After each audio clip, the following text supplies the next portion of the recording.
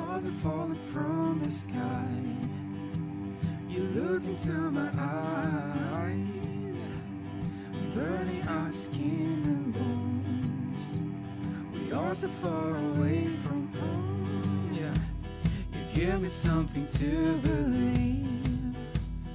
Promise can be relieved. Yeah, you lay down right now, baby. Oh, okay. Dreamers will lost somehow. Baby, I know you're the thing that I need. You're the song in my head that I'm falling.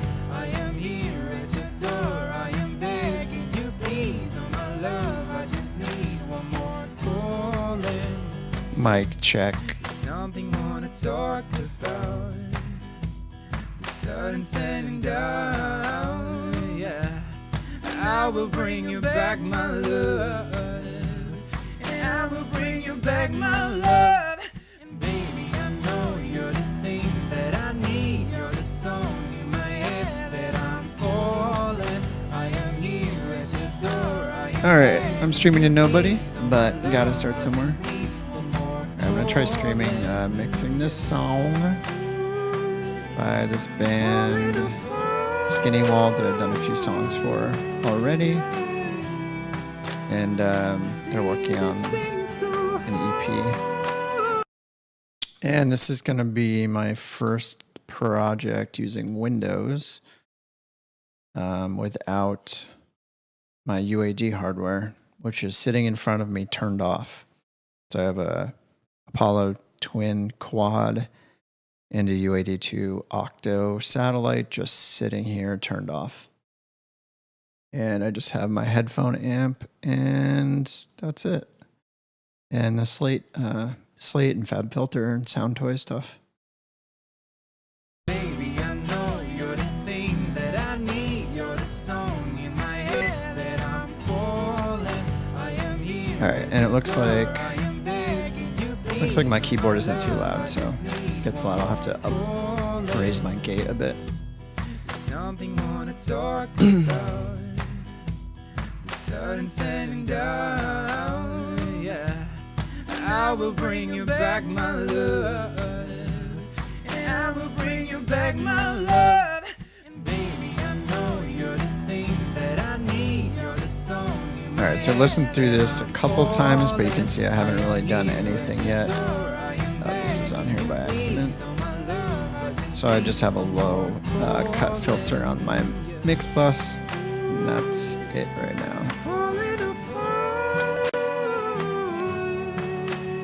And I have a Pro C on there that's disabled in case I want to duck the whole mix to vocals or bass or something like that. But this track actually has no bass in it, which is a first, so I've already gone through and put everything in using my template. I haven't even named anything yet, so I'm going to have to go through and name stuff. Drums, all that's here for percussion is a kick and a clap. Both are samples. And then I got 2 acoustic guitars for the rhythm. Sound like this. And I'm pretty sure I'm not gonna maybe 100% hard pan them, but I'm gonna pan them enough. This stereo spread is far enough where I have a TC audio meter, TC Electronics audio meter, and I can already see that's like causing a little bit of phasing into the negative correlation. So I'll probably just pull them in slightly so it's not too crazy wide. But we'll see how it feels in the mix. But generally, I'm kind of just like anal about not going into the negative at all in correlation to make it as collapsible to mono as possible. Yeah, anything that is in the negative is just dangerous. It scares me. Yeah, so there's these 2.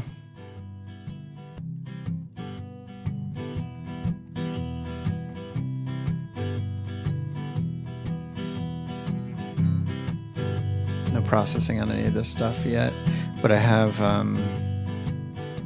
in general, as far as EQ, you end up brightening up a lot of stuff and cutting out mud from a lot of stuff is just kind of the general workflow. It does sound pretty good to me right off the bat.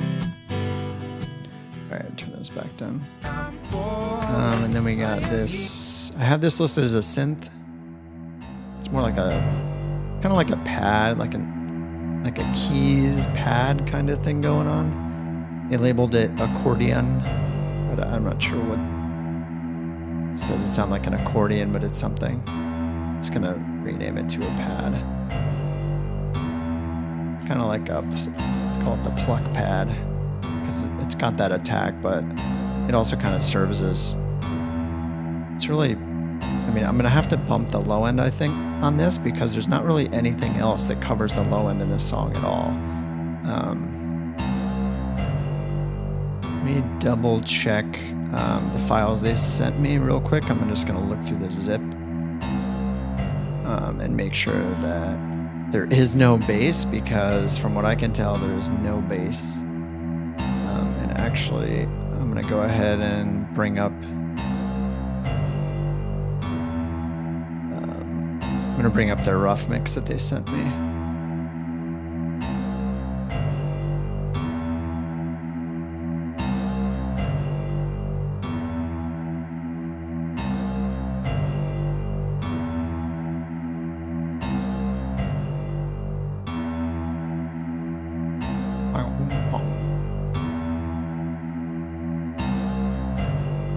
Yeah, okay, so I'm gonna stop this. I'm bringing up their rough mix, so here's the rough mix they sent me.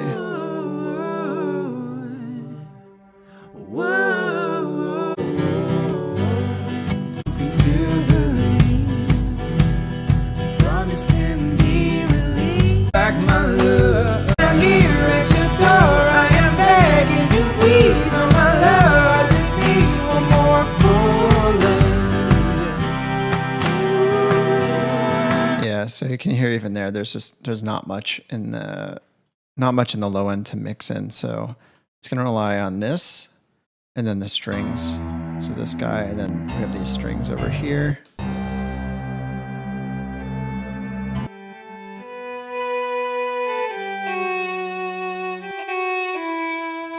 So I'm just gonna call this violin, and I'm gonna call this one cello because it's a bit lower. Whether or not it's a cello doesn't matter to me, but just the range that it's playing is what matters. Who knows if that's probably not actually a cello, but it's either a high cello or like a viola or something. Is viola lower than violin? Anyway.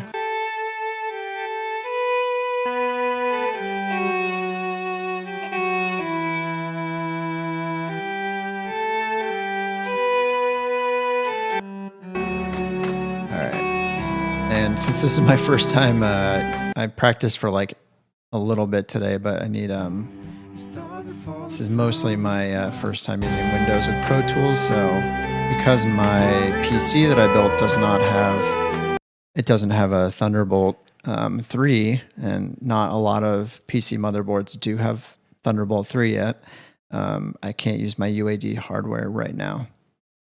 Luckily, I can still use my Apollo as a monitor controller, an amplifier. Like I can, or not an amplifier, but just my monitor interface, just to go directly in through the optical port and then out into my monitor. So I can still use those, but for now I'll just be on headphones while I'm streaming.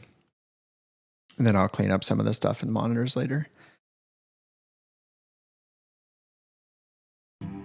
That way I don't have to constantly mute and unmute my mic, which can get really annoying.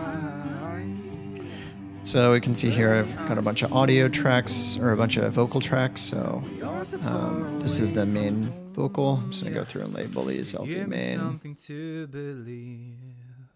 And this one's a double. That's actually a harmony.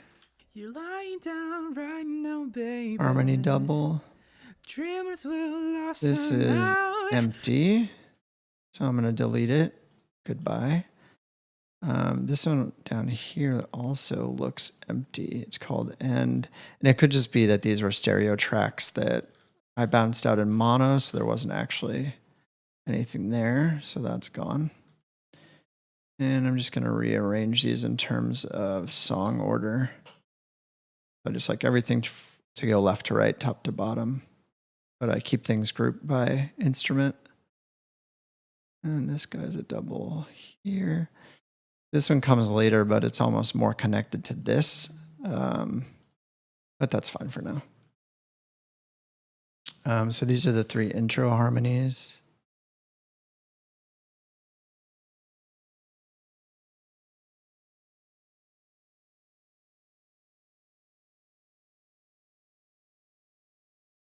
Whoa, whoa, whoa, whoa. Let's call it choir mid, choir high. This will be choir low.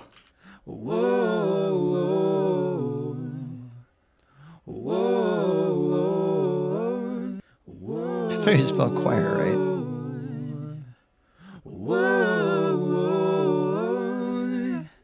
Oh my god, how do you spell choir? Oh god, this is embarrassing.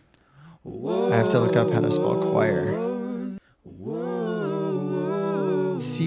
Choir, right? Yeah, Choir. It just looks weird. It looks weird, right? Yeah, that looks weird. Okay. So, low, mid, and high. I'm just gonna pan the low, or sorry, I'm just gonna pan the mid and the high out for now.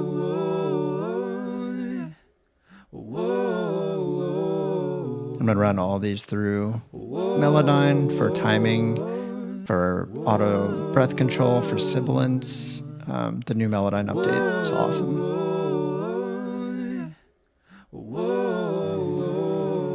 Stars are falling from the sky. Okay, so this is the main vocal, and here's the chorus. Baby, I know you're So the let's hear thing this. that I need. You're the Okay, this is song in the my head that I'm falling. harmony for the chorus. So this is really lead vocal, harmony, verse. I just need one more calling. LV harm. I could do harm V. I don't know what that means, right? Sun and sanding down, and I will bring you back my And then the lead love. vocal. I guess And it's I will bring you back yeah. my love. And baby, I the know lead. you're Okay, and then here, that's the chorus again. Here we have something else. falling apart. So we got an ad lib. I know you're the thing that I need. You're the song in my head that I'm falling. I am here at your door. I am begging you, please, oh my love. I just need one more calling. All right, what's my clip gain? I gotta figure out all these shortcuts again because they're in different positions on the keyboard. I feel like such a noob. Normally it's Control Shift up and down, but I think it's different. Yeah, it's Window Shift up and down. I wonder if I should just swap Window key and Control key, and then I'll feel at home.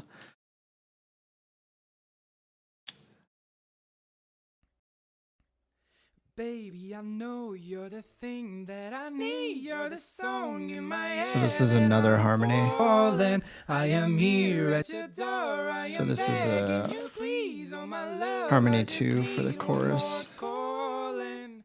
And baby, I know I'm just gonna put it up with the other harmony, and then this will be my ad lib. Guessing this is another ad lib. Yep. So I'm just gonna do this right now, move this up, and combine those. So that's our ad lib, then crossfade. Okay, and then I'm gonna do some real dirty trimming of the edges here. All right, and then I grab all those and hit F. Just make sure there's fades on everything. Do, do, do, do. All right, and then there's nothing at the intro, right? I usually like to just maximize all my waveforms here before I do stuff like this, just to make sure I'm not cutting anything important out. Sometimes I'll catch like a little tiny blip of something and it'll end up being cool, and then I'll just be like, oh shit, I want to use that. Organ, how do I have this and it's empty?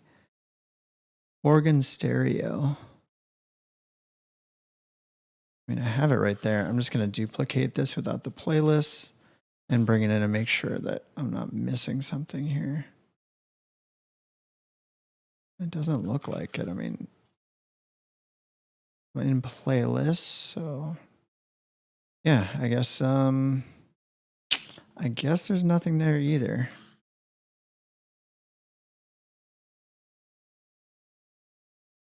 Yeah, what happened? Okay, I think violin bounced. There's one called organ.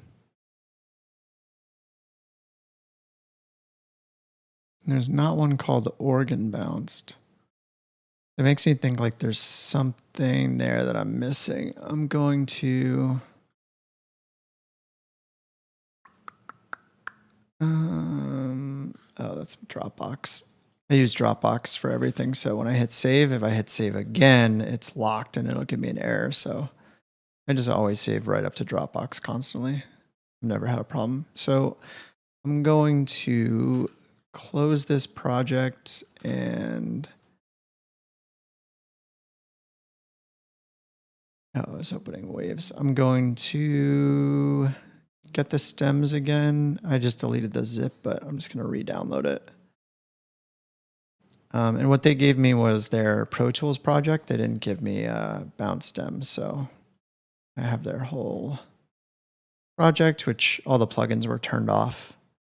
But I'm just going to open it.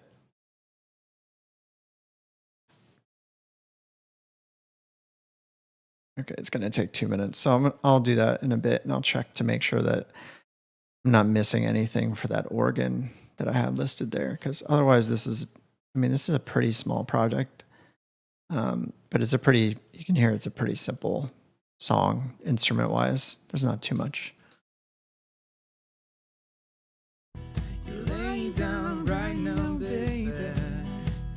Dreamers will lost somehow. So we got kick and clap, we got acoustic guitar, 1 and 2. And then there's a third acoustic here. So it's like AG fills.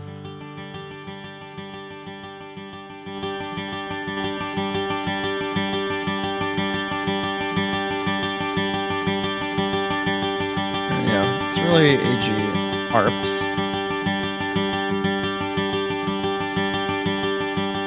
Let's call this acoustic guitar main 1 and 2.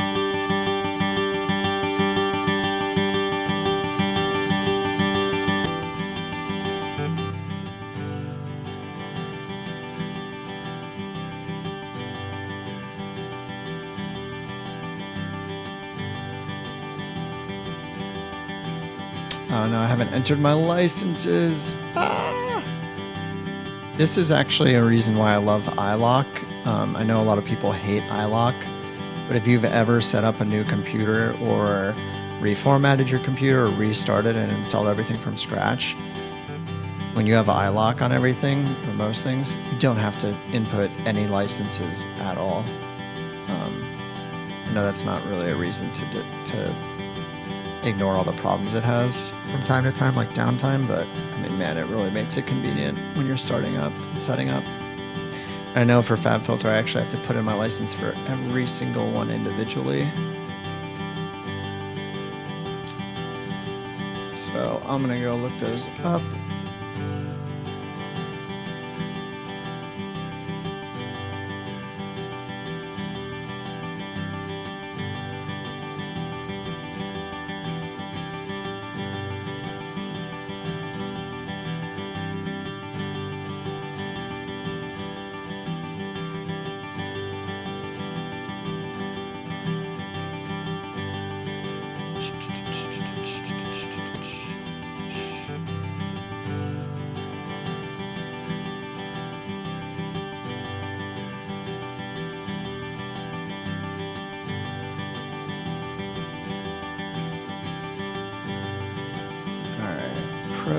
I got the mastering bundle, which is Pro Q, the compressor, multiband, and limiter.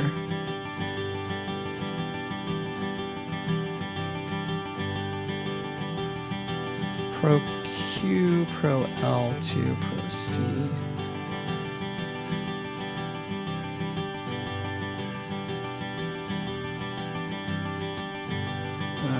So I'm gonna go back to Pro Tools and enter these.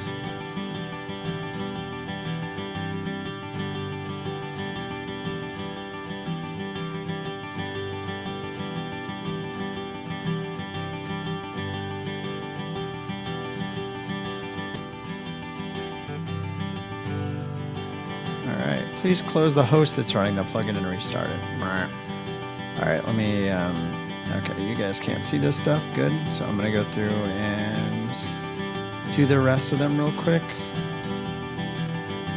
Oh, it might have actually, did I actually do all of them already? It said to close the host, but it looks, please close the, yeah, restarting the plugin actually doesn't help. Alright, I'm just looking through the rest of them right now. Multi-bands. What's weird is the Pro MB is not asking me for a license. What? Okay, it is authorized. I just have to restart for Pro Q. I'm going to actually do it for Saturn. I have Saturn 1 because Saturn is a different license. Same with the de-esser. So just one moment while I do these, sorry. Enter license. Alright, de-esser, good.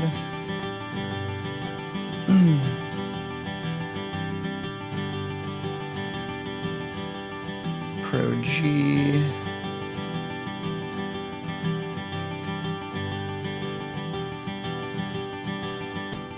Use the gate sometimes. Man, all the FabFilter stuff is so good. And Saturn is the last one. Oh no, I also got Timeless actually.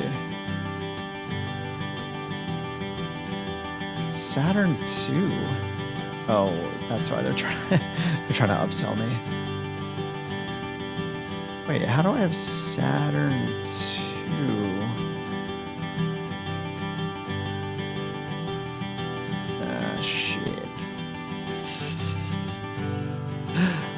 I believe I'm about to buy Saturn 2. Alright.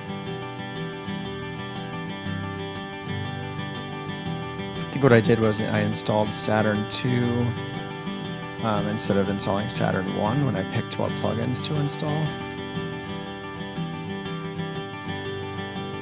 And there's a summer sale right now, so it's going to be cheap for me to upgrade. Yeah, Saturn 2 upgrade. Saturn 2 is $40 right now. Pro R it's too expensive, $89. But $40 for Saturn 2. I think they're having a special offer right now.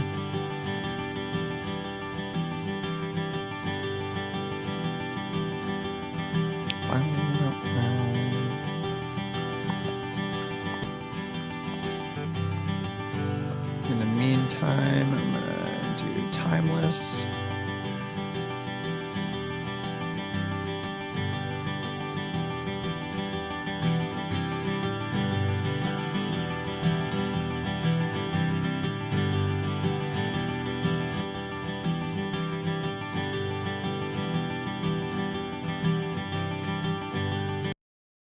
Sorry, that's been looping. I'm gonna re-loop from the beginning so I can get the song in my brain. All right, so I'm just gonna buy Saturn real quick. Just waiting for the email now. Payment information. Thank you. You're welcome.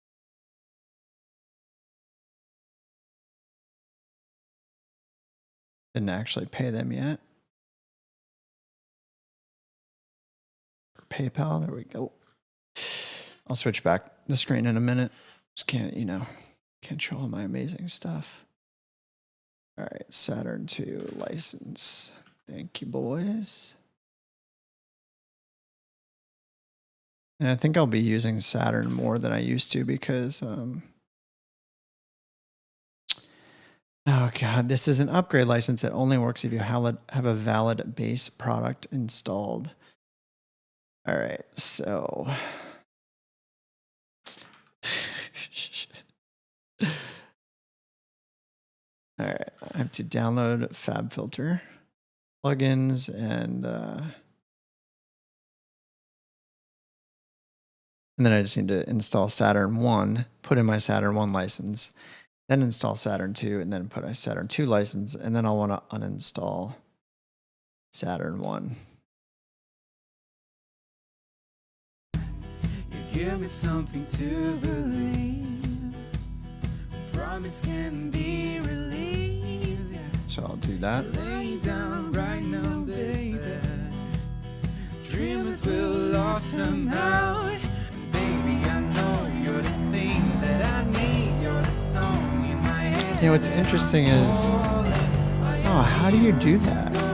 So when I did install FabFilter Saturn 2.01, that's a little weird.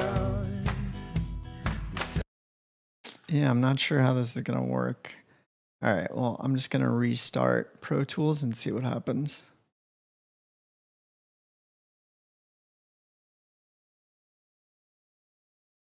Because I don't know how to download Saturn 1. Because Saturn 2 is what comes with... They must have it somewhere. Where is Saturn 1?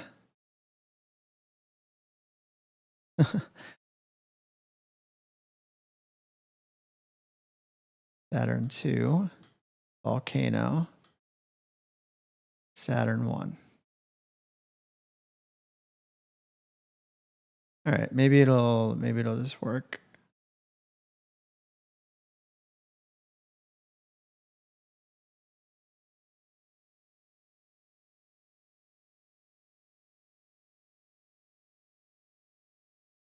All right. Yes, I do not have Total Balance Control installed. All right, I'm going to turn the scene switcher back on. All right, we're back in.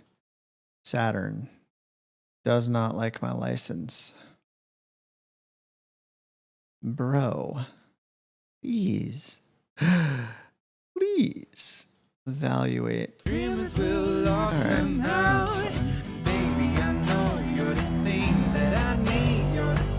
All right, well, I can get some of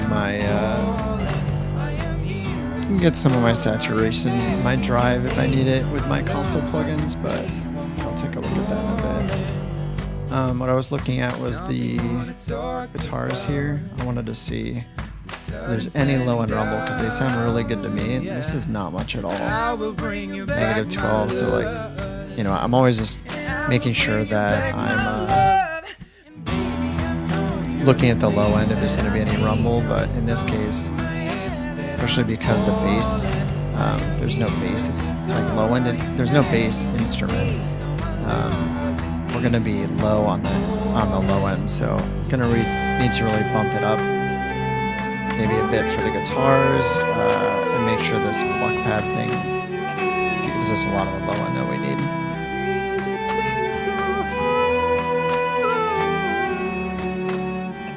Vocal part's cool. This part right here.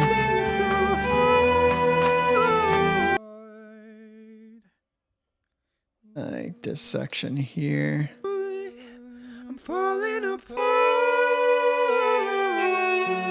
A little bit of tuning to tighten that up a little bit. It's going to sound really good.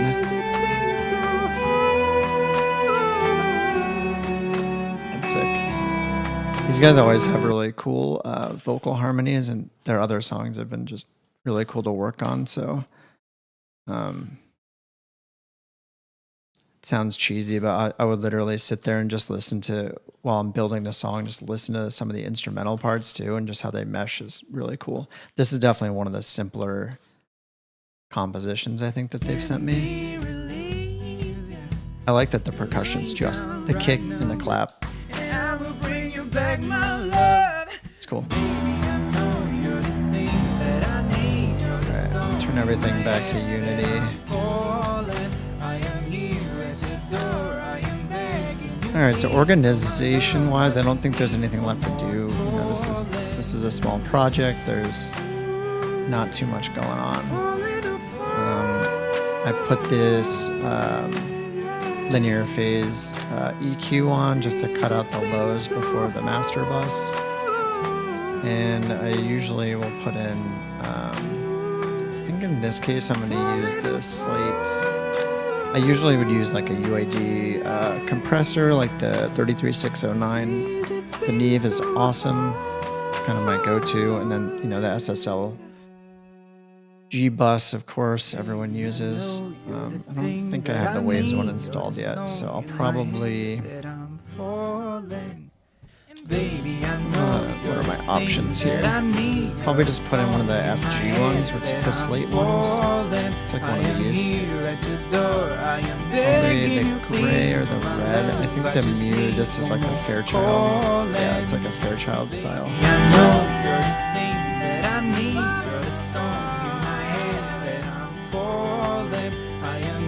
At your door, I am begging you, please, oh my love, I just need one more calling.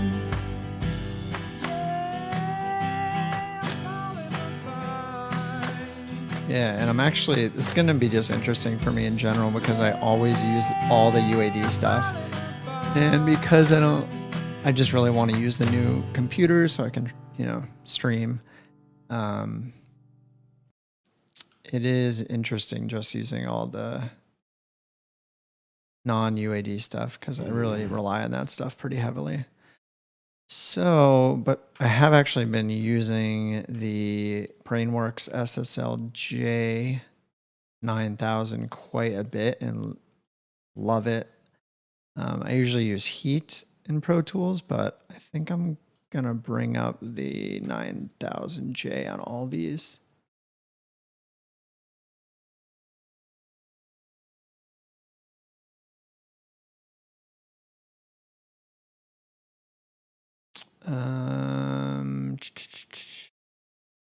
What do I have in here?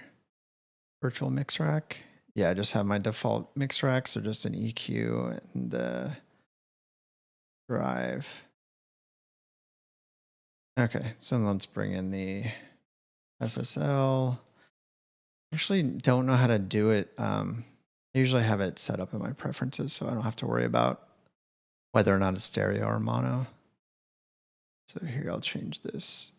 Change the mix rack, actually, to the Brainworks. There we go.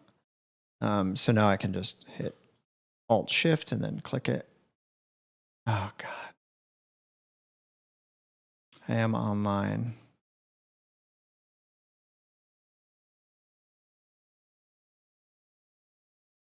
Okay. Please activate. Okay, I need to look up my password for Plugin Alliance. Copy, paste, save password. All right, activated. Cool. All right, we're back. And yeah, this plugin is awesome. So I put it on all of the audio channels and I have Heat turned off. I like Heat. This is just, you know, it's a newer flavor. And then this is my linear phase. Okay. So how you use this is, or the recommendation is that you use their randomization for all. So you just use randomize all. I don't need the warning anymore, but so it changes this TMT or the, what is it? The total something modeling, total modeling technology or transistor modeling technology, something like that. So that what they do is they don't just model one channel from a console, they model 72 different channels. So typically when you get like a plugin, like say the Waves SSL E channel or G channel, the model and the algorithm for the distortion and the curves and all that is based just off a single channel that they model and they create the algorithms based on. But how Brainworks does it is, I don't know if they actually model 72 different channels perfectly, but they give you 72 variations on what they've modeled. So each one is just a little bit different. And that's to simulate even more of what you get in the actual analog world, which is, you know, all these things are soldered together with slightly different, the transistors are the same, but because inherently each one is slightly different because it's, you know, a physical thing. And we're talking about electricity passing through a physical thing. It's like, there are slight differences. So this models those slight differences in a way that just a full-on plugin with just one digital algorithm won't, do the same exact thing every single time. And this way you get a variation. And so it actually lets you, for the stereo channels, like this one here, you'll get two different sides. So you'll get two different algorithms, one for the left and one for the right. And you can disable that by turning stereo mode back to digital. So that means the left and right channels are exactly the same. But if you do that in the analog world, you wouldn't use one channel. Left is one channel, right is one channel. So that's why these are different, is because you would use two channels for the left, one for the left, one for the right in the analog world. So anyway, that's a long way of saying I think it's cool. All right, so I'm going to start by getting rid of all the vocals. And I'm just going to go through and build the song. And there's not too much to do, so I'm just going to quickly balance the kick and the claps together, bring in the acoustic guitars, and just bring in things one at a time. I'm just muting all these buses. So we're just going to start here. And these are sampled, so I don't really need to do too much, but I think I'm going to start by bumping the bottom end of the kick quite a bit, because the low end is just going to be lacking if we don't do that.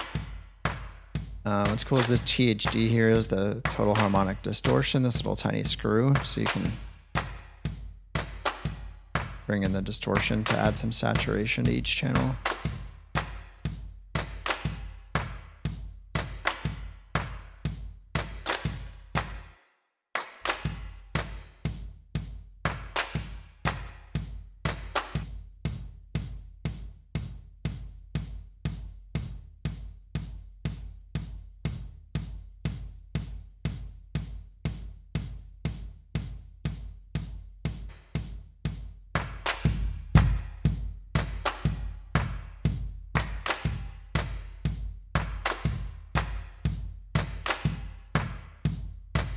Just gonna find where the boominess is and where the good boomy sound is.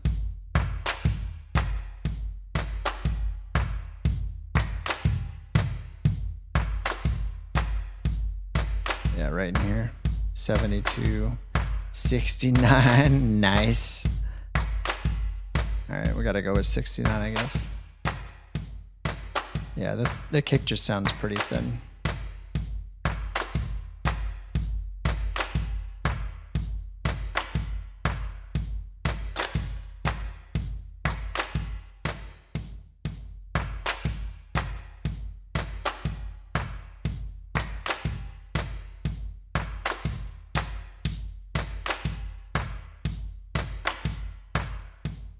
And we listen to like the reverb that's going on the claps.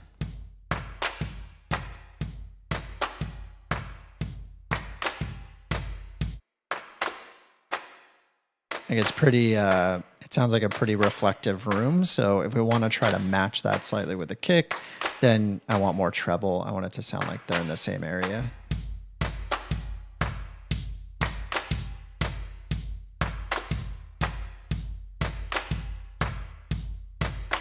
So like that, for example, just real quick. So the top end of the kick almost sounds like it's more in the same space. It isn't as, there isn't as much reverb though.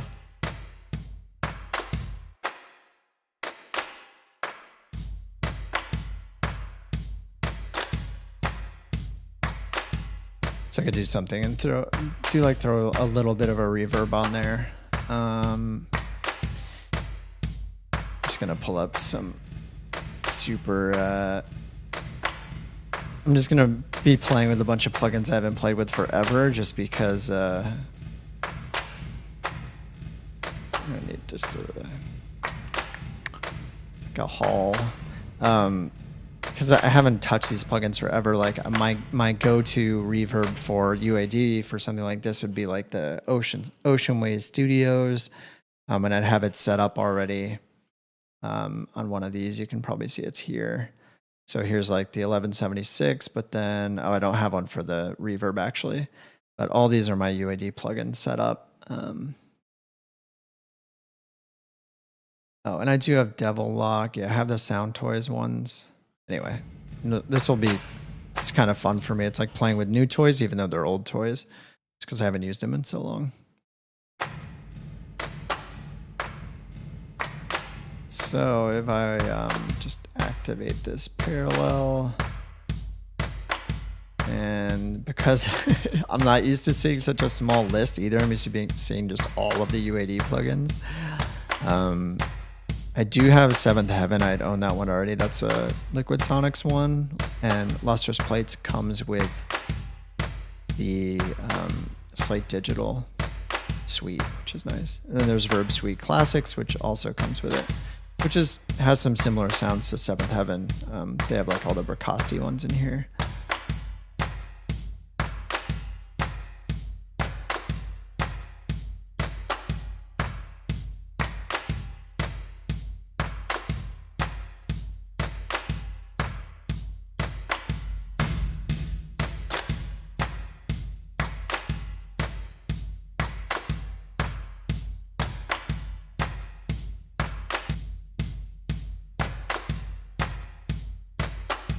So it's a little better. So I'm just trying to make it sound like it's in the same space.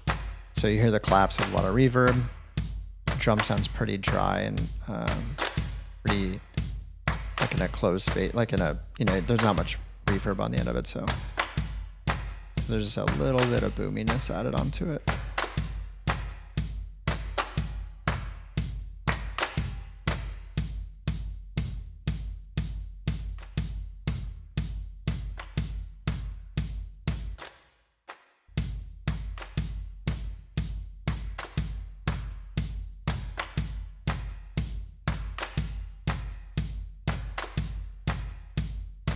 All right, that sounds good for now. And I mean, the claps sound pretty good to me. Usually I'll just bring up an EQ and just start pushing some of the highs and see what it sounds like.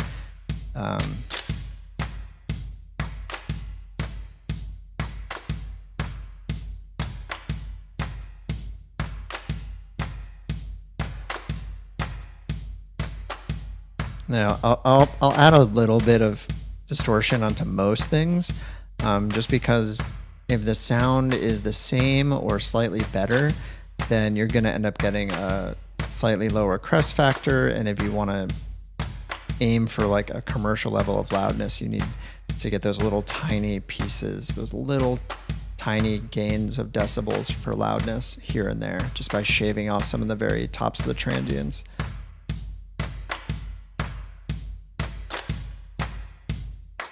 So for example, if we look at, oops, that was negative 5.6.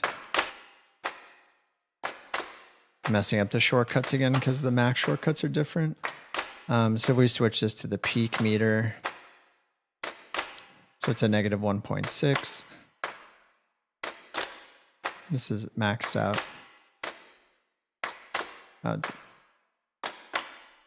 Okay, it's at 0 now, actually.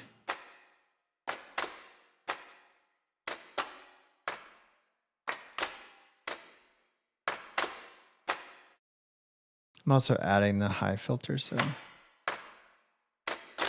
that high shelf onto it.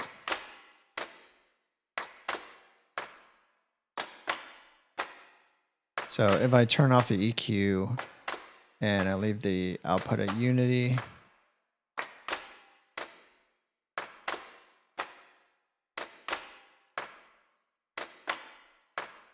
so we're at negative 1.9. And then without the saturation,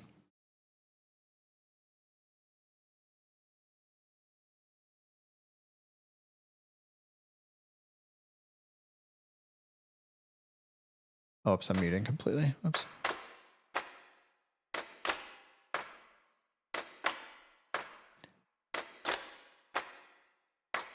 So negative 1.8.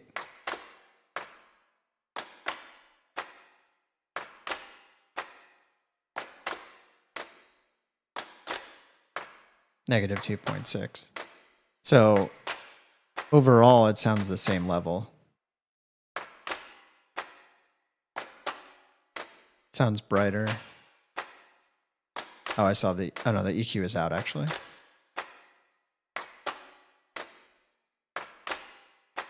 But you can hear the tail end, like the reverb, the distortion's making it sound a bit brighter, so I don't even really need the EQ. That's doing what I wanted it to. Or that's doing what the EQ, the purpose of that was just a tiny bit brighter. But then we're saving.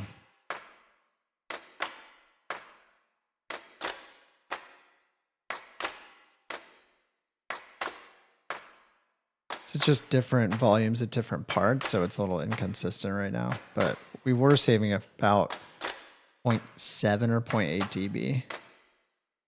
So negative 1.8. There we go, negative 2.5. Yeah, so we still are. So that's 0.8 decibels, same perceived volume, a little brighter. And so we just shaved off 0.8 dB that we're not kicking those transients up that loud. And they still sound good. So it changes back to the decibel meter. So if I even turn this up, I could turn this up, roughly 0.8 dB. It'll be louder than louder of a balance than before, with less peak. I keep turning my headphones up and down, so blast my headphones, not blast them, but just listen at a reasonably louder volume for a split second, just to make sure that the levels are good at all volumes.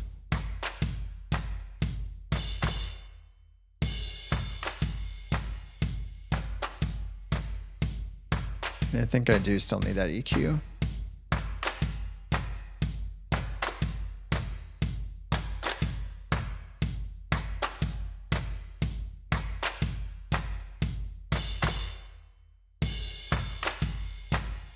All right. Beautiful. All right, so I'm going to move on. So that sounds good to me. So I'm going to bring just the first acoustic guitar in, and I'm going to keep it centered.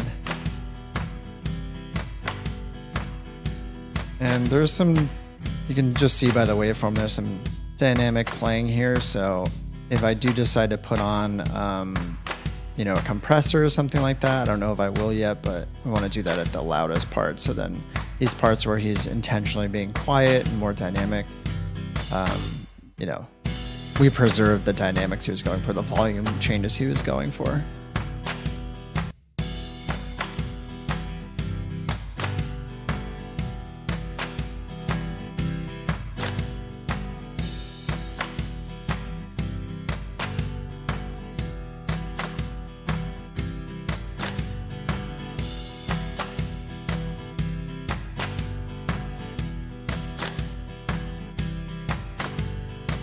So once again, I'm just adding top end. I need it to match basically the reverb and the clap, like that same space. They're all in the same room. So he sounds like he's behind a curtain. It's gonna not feel good.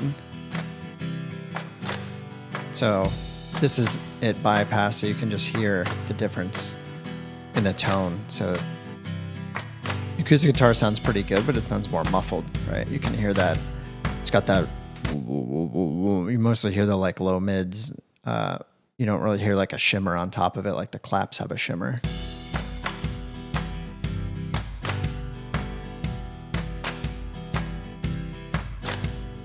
So I'm going to activate one of my parallel buses here for a reverb and put Verb Suite Classics on it. I want to play with the Verb Suite Classics just because I know there's a lot of awesome algorithms in here.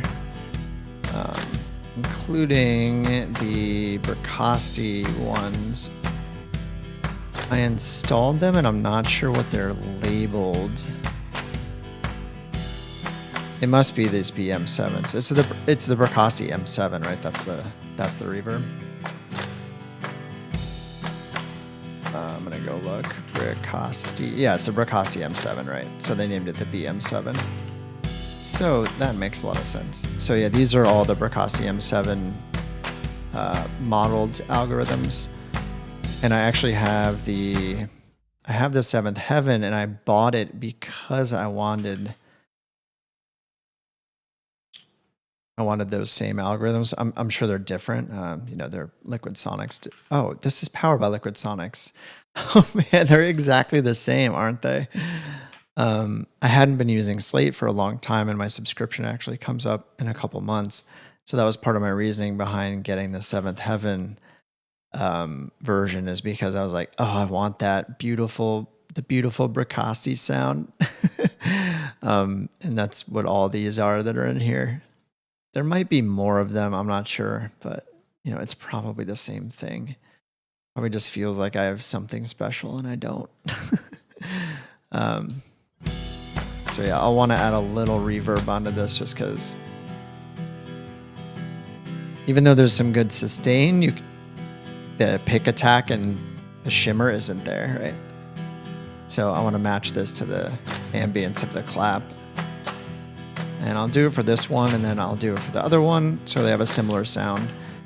But pretty much I'm just using the reverb of the clap as my key. That's my reference for how bright things should be and how much reverb they should have.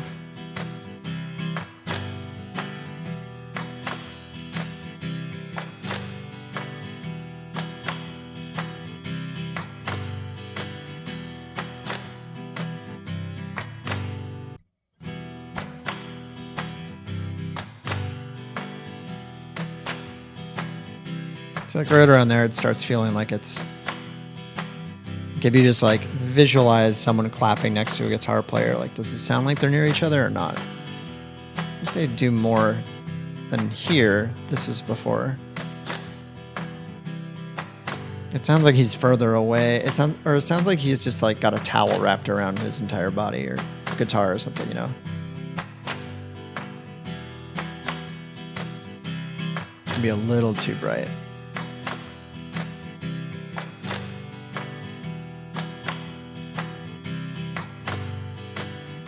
It sounds pretty good. Yeah, so I try to just, choose one thing that's the key for this overall sound and use that for everything else. But even if I didn't do that, I mean, you could listen to that guitar and just be like, does it sound like someone's playing a guitar near me or not? Sound like it's a super dead room or a nice bright room?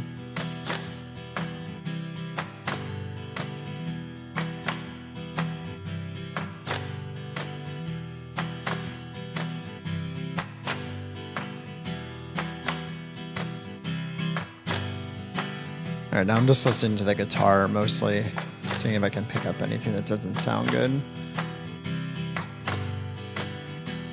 I don't want to get rid of the low end. I might need to boost more low end, just because, again, there's no bass, so we need these instruments to all take over the low end.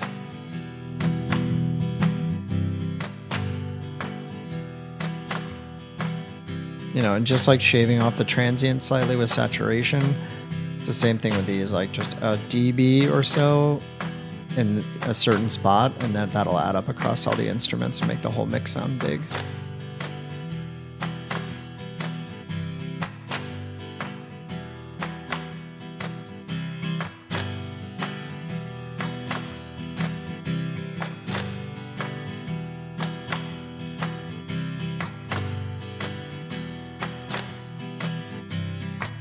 I mean, the guitar sounds good to me. I don't think I need to use any compression.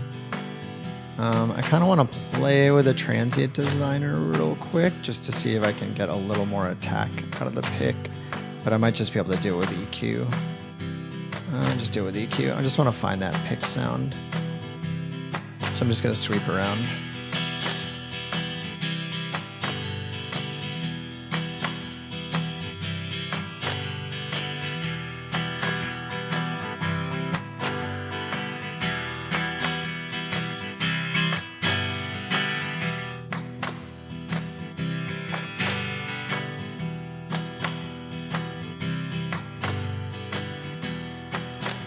Check that. Default is 3.2K here, so maybe that's all we needed.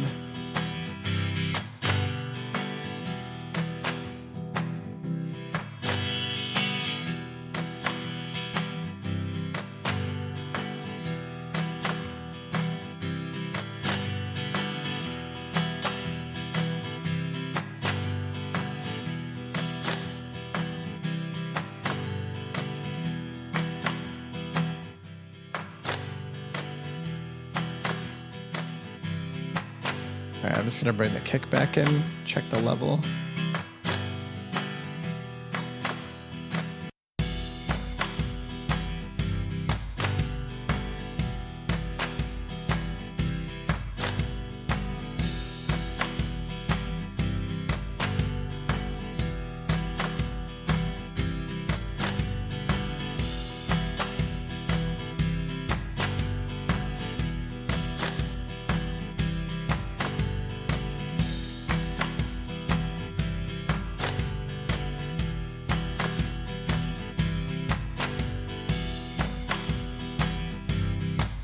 right, so I'm just gonna copy this.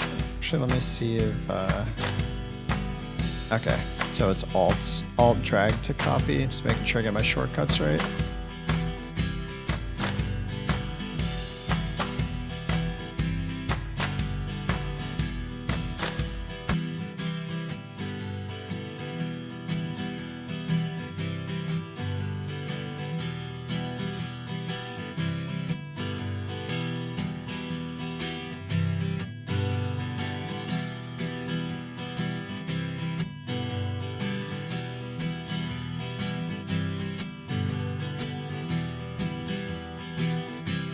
Just checking my meters, the stereo correlation is pretty good. It's at about 0.5, 0.3 at the most.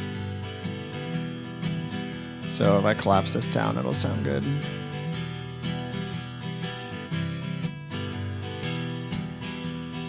Okay. So I'm just going to take both of these down and bring them in one at a time. I like to just bring one up slightly, then bring the other and just go back and forth.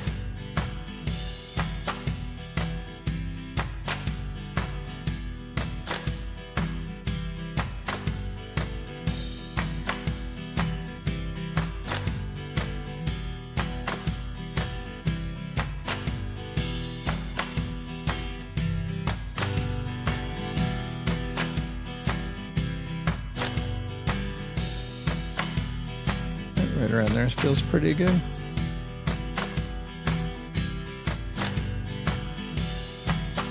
All right, now I'll do the middle guitar. So there's going to be singing during this whole part, so I think I'll end up just spreading this final guitar out to the sides. We have all these parts going on here. In my head that I'm falling, I am here at your door. I am begging you, please, oh my love. I just need one more calling. Baby, I know you're the thing that I need. You're the song in my head that I'm falling. I am here at your door. I am begging you, please, oh my love. So I actually have this background vocal bus, but the reason I'm not going to use this is since I provide not just a full mix, but I also do a TV mix, which is everything except background vocals, or sorry, everything except lead vocals. And then there's also, you know, like an acapella mix. Anyway, these guys perform live with their backing tracks sometimes. In this case, they might do one with just like the strings, and maybe like the clap sample. But I doubt the drummer's just going to play the kick. Anyway, usually they'll ask me for a custom mix anyway. But generally, if I picture the band performing live, whatever is in the backing vocal bus is something that I expect to be in a backing track for them. So that would be like any crazy background vocal effects, or in the case of a singer who there's a lot of harmonies going on and they have to have those harmonies, like I'll put those as backing tracks. I should probably move the these three harmony tracks down to the backing vocal bus. But I know that these guys, their two guitarists sing when they sing live. So when I export this, I don't want to send them a mix that they won't really need. It's like a TV mix is usually everyone but the lead singer. So I should probably still provide that. But in the case of their multi-tracks that they'll actually use, generally they want all the vocals out because their backing vocalists sing, their guitarists sing with along with it. Anyway, it won't hurt. So.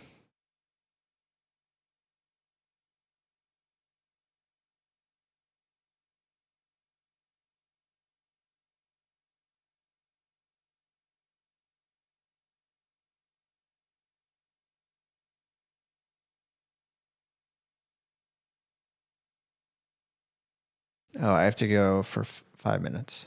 Nobody's here, so it doesn't matter, but I'll be right back.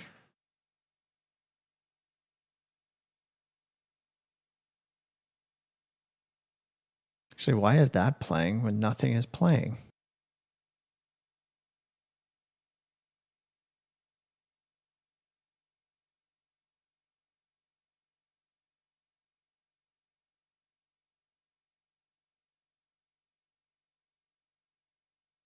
Huh, that's funny. That's like stuck even though nothing's playing.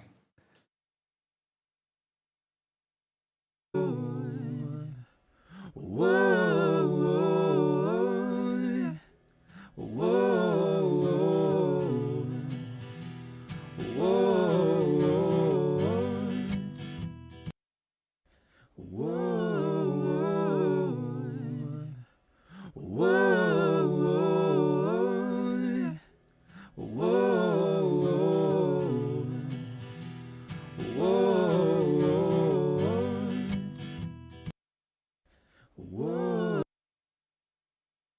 All right, I'll be right back.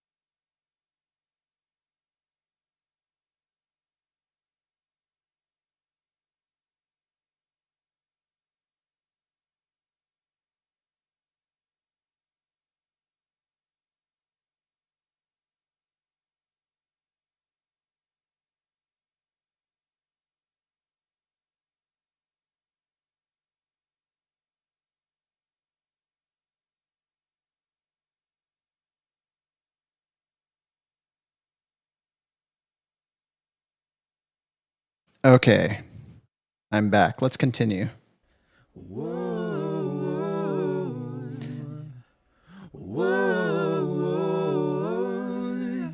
All right, so I'm going to go back up to the acoustics.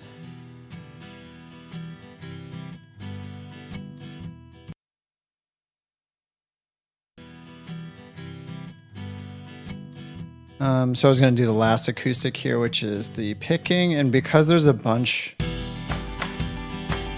there's a bunch of vocals going on during this part, so I tend to do a lot of just not thinking so much about frequencies and getting them out of the way, but more just about width. So these guitars 1 and 2 are spread pretty wide, and then this third guitar that just has the arpeggios going, I'm just gonna spread it out wider to fit in like the space where the other two guitars are, so the vocals will just have the full center. And if that's not enough, then I'll end up probably just doing some small cuts to the whole acoustic guitar bus, some dynamic EQ off the vocals, just so it ducks some of those mid-range frequencies to make sure the vocals cut through. But the best thing is micro shift. It's so good. I'm just going to listen to this guitar for a minute. I know I'm going to have to brighten it up.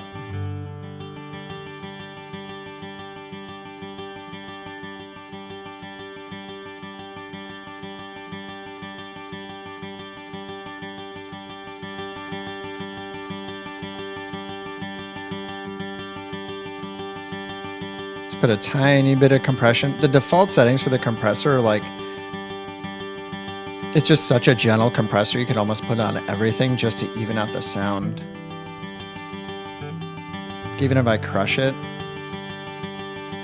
because it's an SSL like BCA style compressor, it's just really a volume leveler. It's not gonna crush the hell out of it.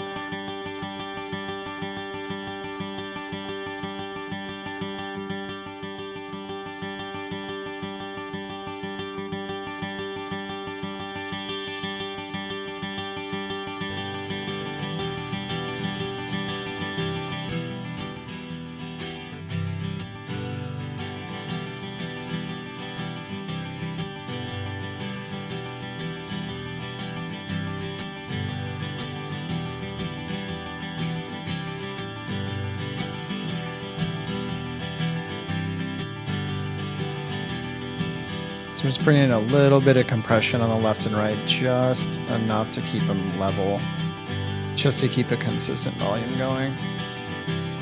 It's not majorly going to change the sound.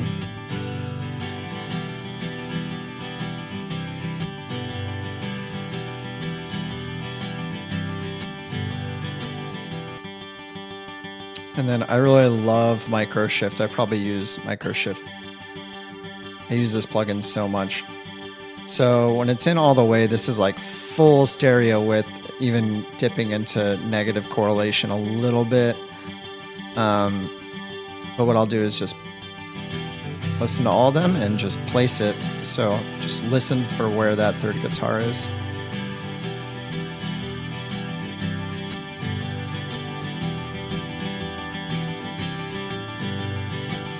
And something I like actually doing, usually I'll do adjustments with like the modifier key held down so they're very subtle.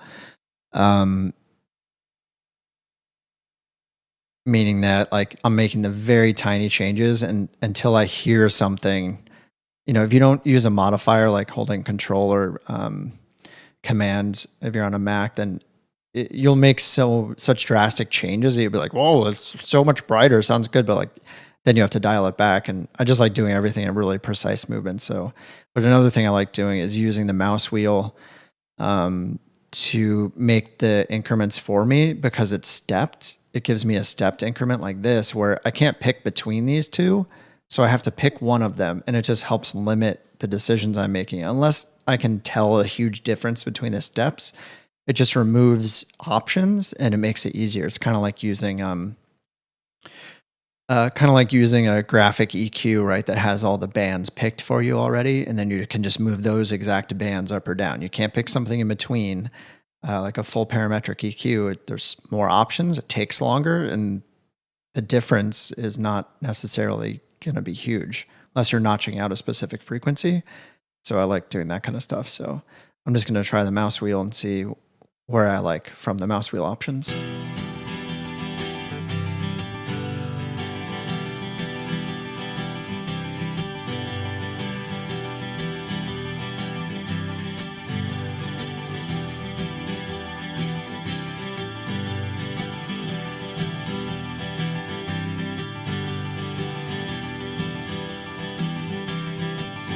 That's between one of these two.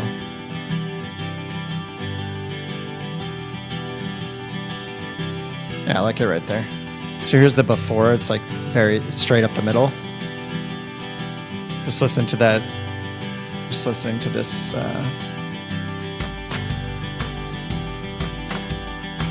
Just to this part.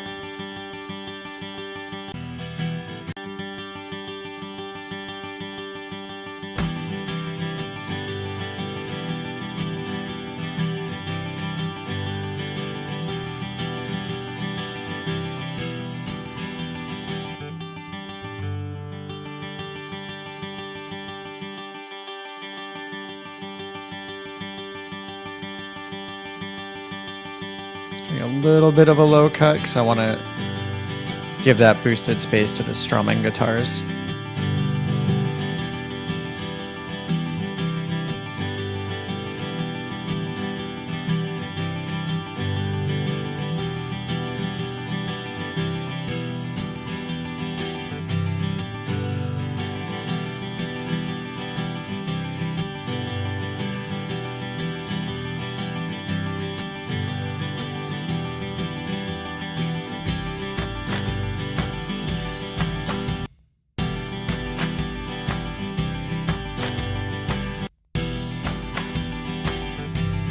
Alright, I'm just going to bring that arpeggio guitar down and bring it in slowly.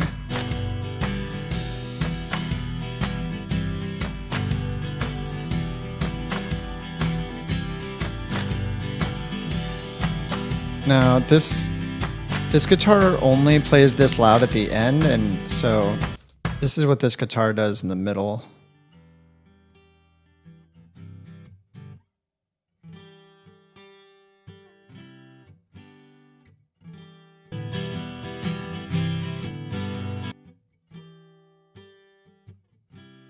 I probably want to raise the volume of all these parts because these are, it's the squeakiest chair ever. These are some, this sounds pretty cool to me. Like, I think I want to break this and actually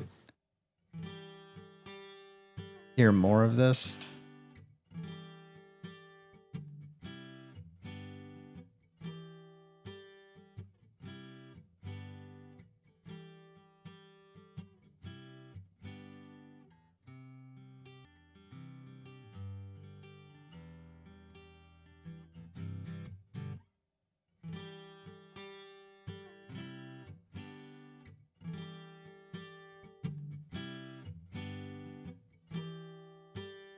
Yeah, so I'm just going to clip gain these up so they're a little more equal.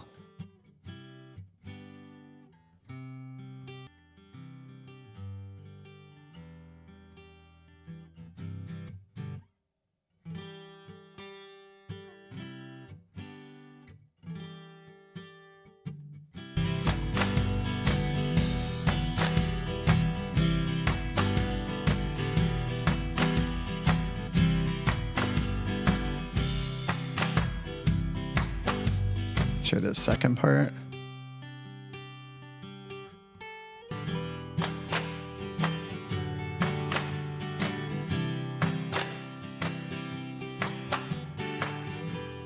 Oh, that part is awesome.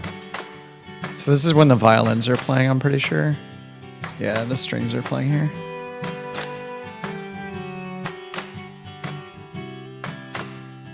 But see, I feel like a lot of, in some of their other tracks too, like these little parts, like this little guitar part sounds so nice. And you can see how it's so low in volume, like they didn't want it to be heard, or he was like not sure if he liked the part when he was playing it. But this part to me, like it just sounds so good.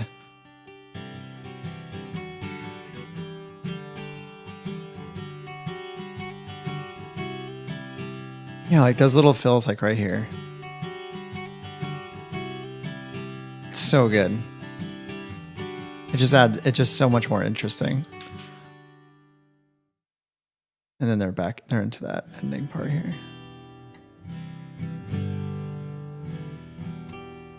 So I'm gonna duplicate this, and I'm just basically gonna call that a guitar solo. Because I want to treat it differently. I think I might put some delay on it or something. But I just want that to stand out.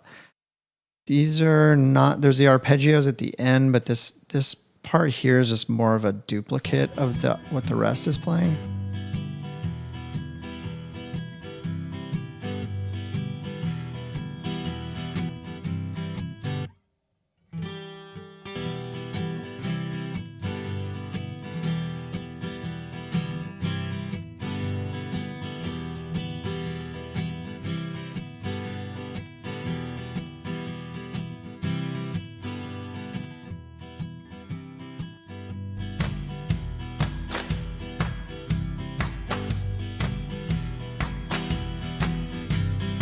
I'm going to bring in one of my delays.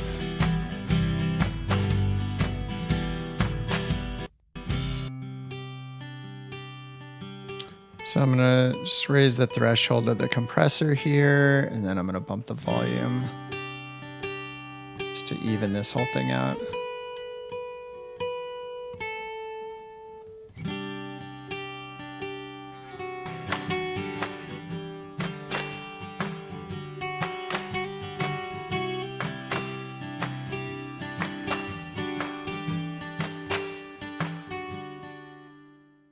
All right, so let's try the repeater.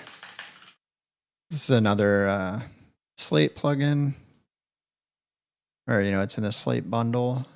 So I just want to get some nice like quarter note delays going on in this.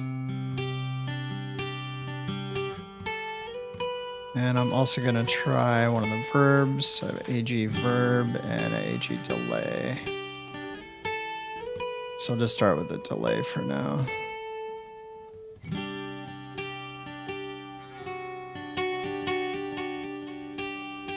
Just going to go through some of these presets.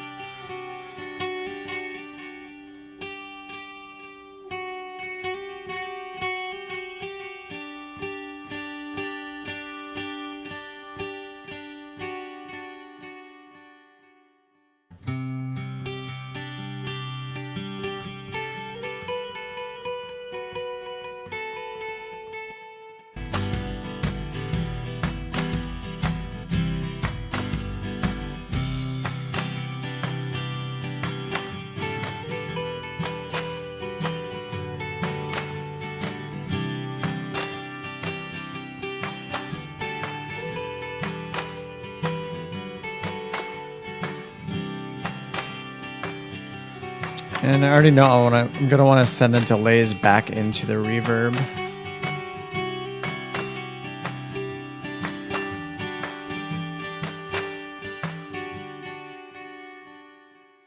Pick a reverb here. I mean, gotta go with one of the Ricastis, obviously.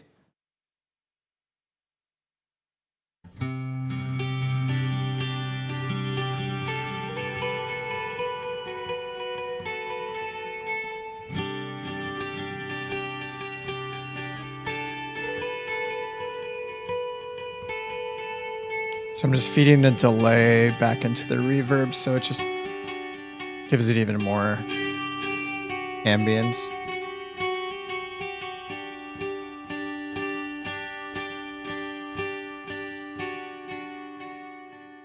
And I think I want to bump the low end a little bit on this. It just be a little bit too tinny. Just get that scooped.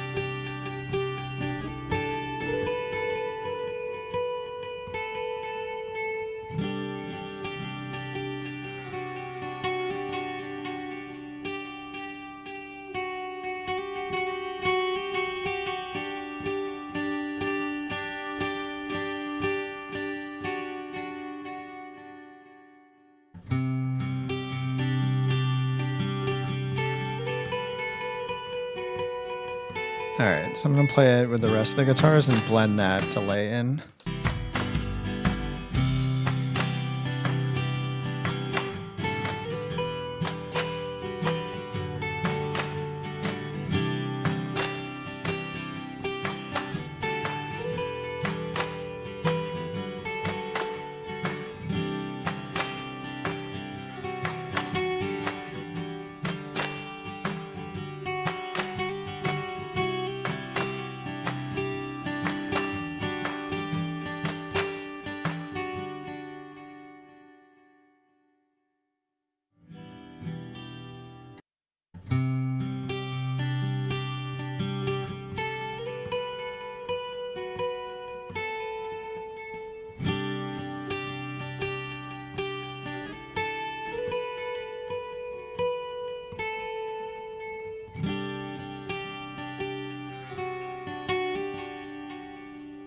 Just realized I haven't set the tempo to the song yet, but I gotta see if they let me know what the tempo is. Or I'm gonna have to guess. Let's see. Tempo. I put it in requirements every time, like, hey, what's the tempo? So I don't have to figure it out. Saves me like 30 seconds, but yeah. Come on, guys, tell me the tempo. I'm lazy. As if it's, it's not difficult to match the tempo when you have a clap. Now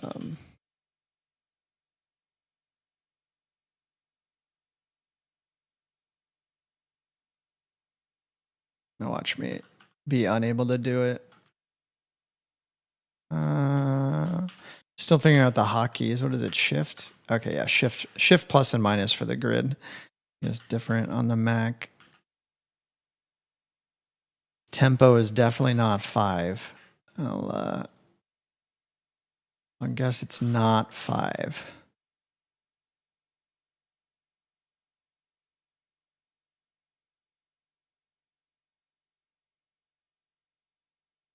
One, two, three, four.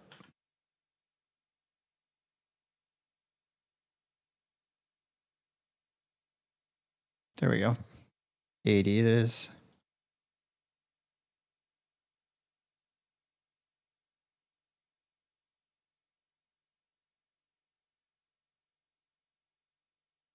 Click 2.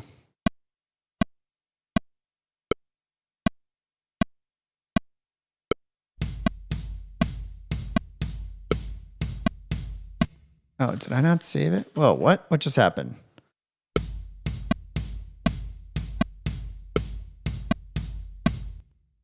Wait a minute. Was it not 80? Did I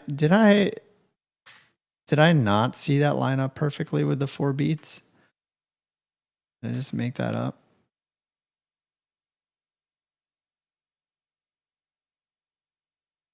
I must have just made it up.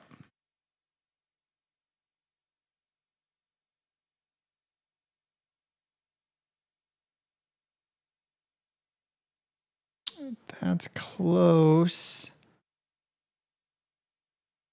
Assuming it's in 4/4. There we go. Is it 120? We know just by going to the end. Yeah, okay, it's just in 120. Boring. No. I hate when it's the default tempo for my projects. I know each DAW has a different default tempo. I don't know if Pro Tools is that or not.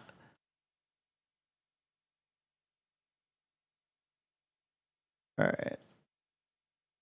Cool. All right, let's keep going here. I just like it when everything's actually on the grid. I'm like getting very distracted with the talking and stuff and not doing things I would normally do. Like, Oh, there we go. Like added markers. So you can see I just added one marker that's not even on the grid yet. Normally I would do that first. While listening to the song, put the markers in, name them. But I can do that now.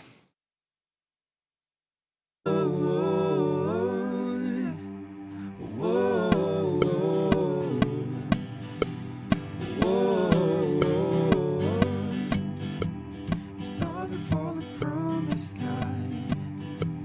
You look into my eyes.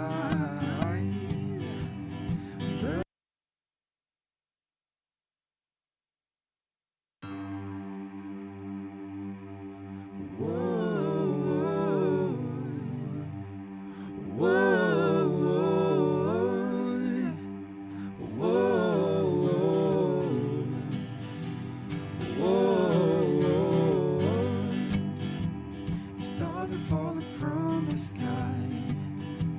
You look into my eyes, burning our skin and bones. We are so far away from home. Yeah. You give me something to believe. Promise can be relieved. You're laying down right now, baby. Dreamers will lost somehow.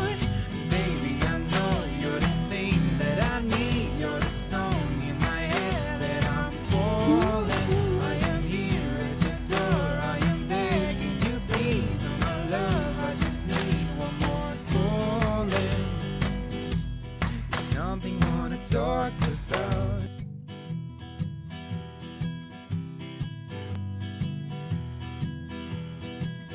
Let's try some reverb. Oh, God. So I'm going to bring this in and listen to the clap.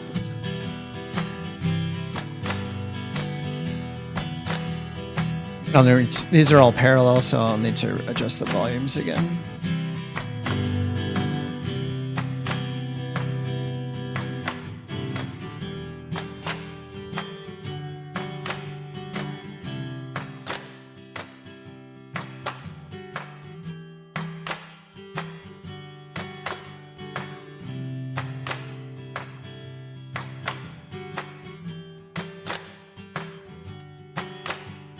Sounds pretty good.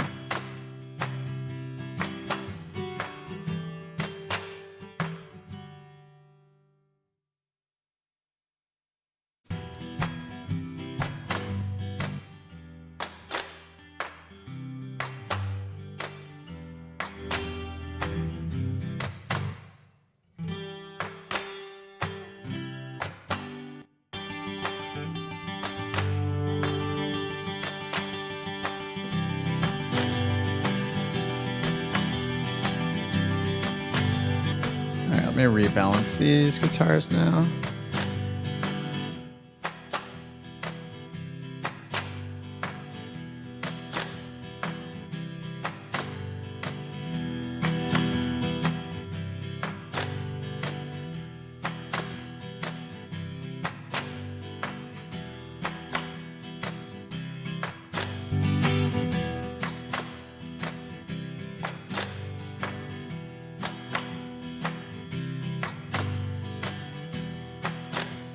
Putting that kick back in.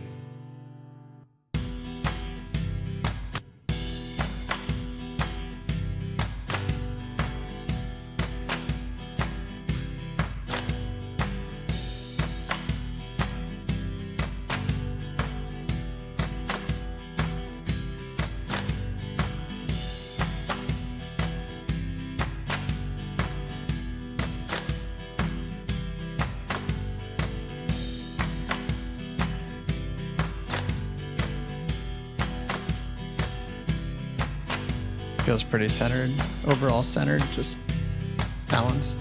All right, I'll bring the arpeggios back in. Just gonna bring the reverb in first, and then I'll lower the volume.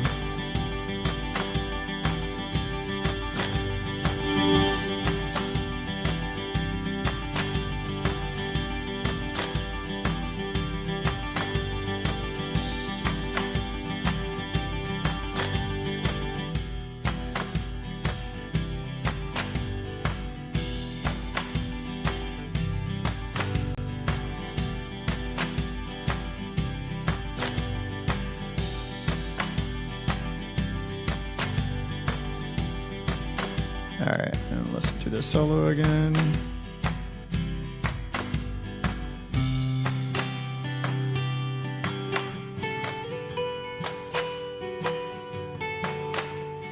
I'm gonna try this parallel crush here.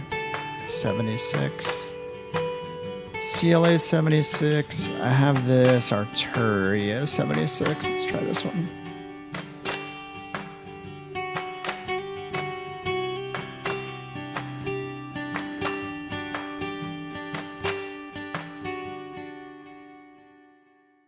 Let's go all buttons in. Just want to see if I can make this solo stand out quite a bit more.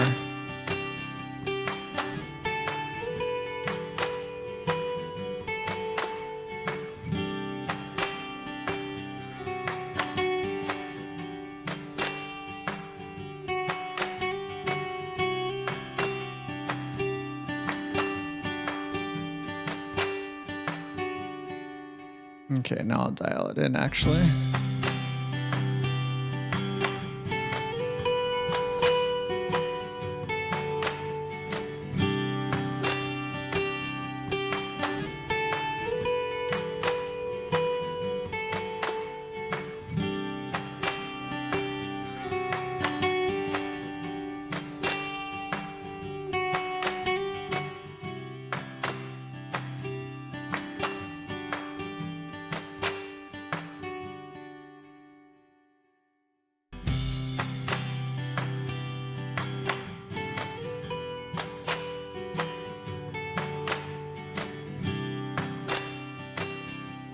I want to keep these still kind of loud. They get really quiet here.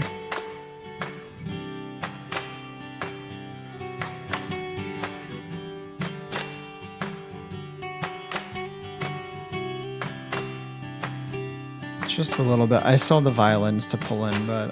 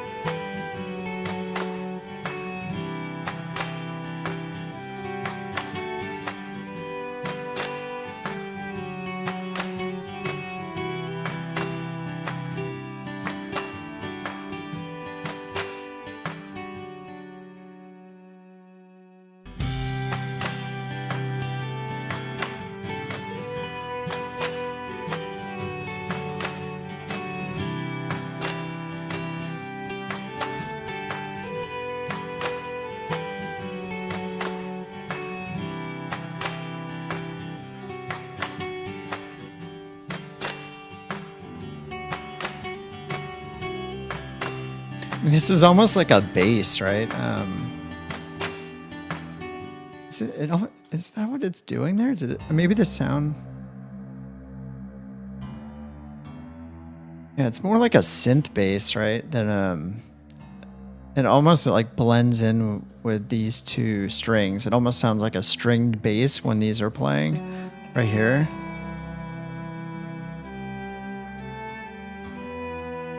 Just helps reinforce the attack on the cello part.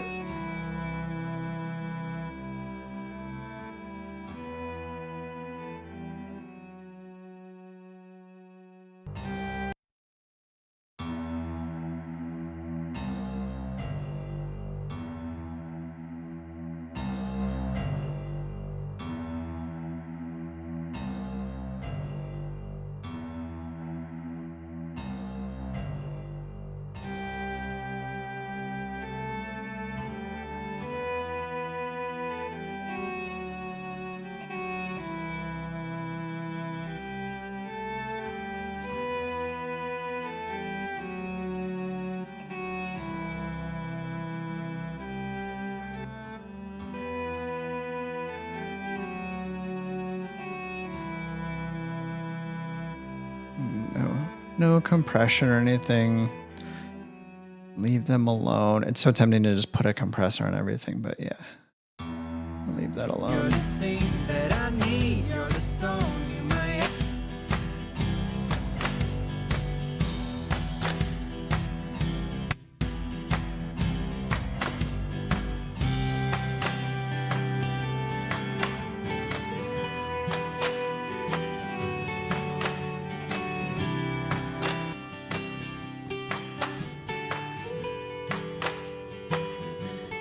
And I think here these claps will need to get quieter.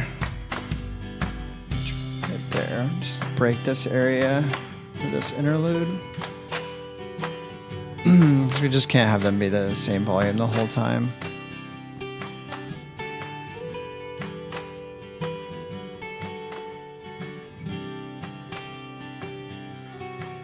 Might actually end up muting these and see if they go for it, because to me, this part, like the claps are going through the rest of the song.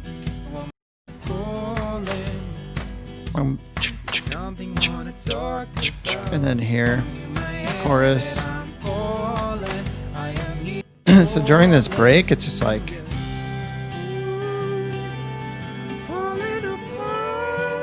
know, they're clapping here.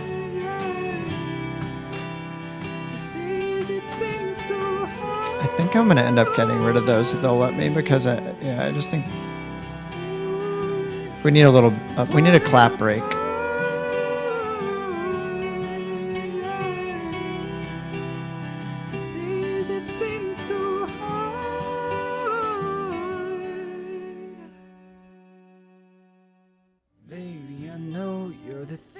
I mean, you see why they removed them here, obviously.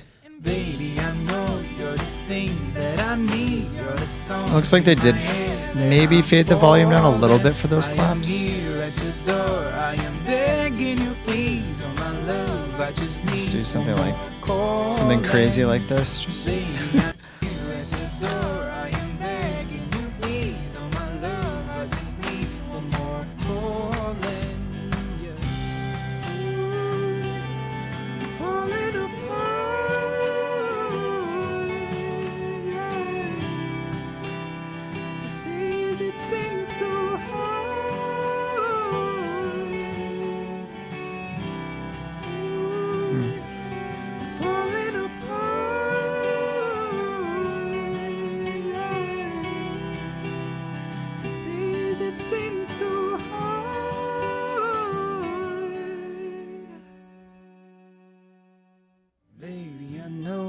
the thing that I need. You're the song in my head that I'm falling. And baby, I know you're the thing that I need. You're the song in my head that I'm falling. I am here at your door. I am begging you, please. Oh my love, I just need one more calling. Baby, I know you're the thing that I need. You're the song in my head that... all right. Let's close the vocals off again. Yeah, I think that's the right move, is to leave those claps out for now and see if anyone misses them.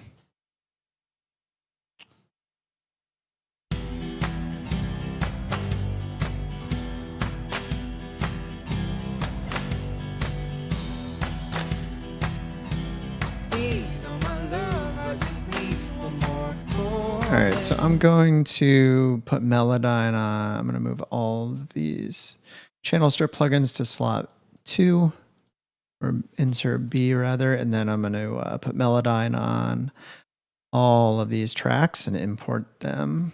Because there's no ARA in Pro Tools, you have to play it back. Oh, did I not install Melodyne? Oh, shit. Okay. Looks like we're taking a break for a minute, so I swear, I could have sworn I installed Melodyne. Ceremony. I'm pretty sure I installed it. I'm wrong. So I'm going to log in right now and get that installed. Yes, I did upgrade to Melodyne 5, and they added some cool stuff. They added in... can do vocal fades on, like fade in, fade out on each word. So if you want to like have a long sustained note fade out, you can do that right in Melodyne instead of having to chop your clip up. I think the reason why they're putting most of these in is because if you do want to do an edit like that, you have to re-import it into Melodyne. And especially with Pro Tools, it's a pain in the ass because you don't have ARA like Studio One or Who else has it? I don't know if Reaper does. Logic, I think, has it. So each time you make a change like that, you have to re-import the audio, at least for those few, for whatever section you're changing, which can just be a pain in the ass. So anyway, they have fade in and outs, but the big thing is they have sibilant detection, they have breath detection, and it used to pitch the breaths up and down and the sibilants up and down when you move the notes, but now it's independent. So it'll detect the sibilants and breaths and it will leave their pitch original. So even if you pitch a note up a couple semitones, the breath stays the same. So it sounds more natural. And then they're really giving every de-esser plugin kind of a run for its money because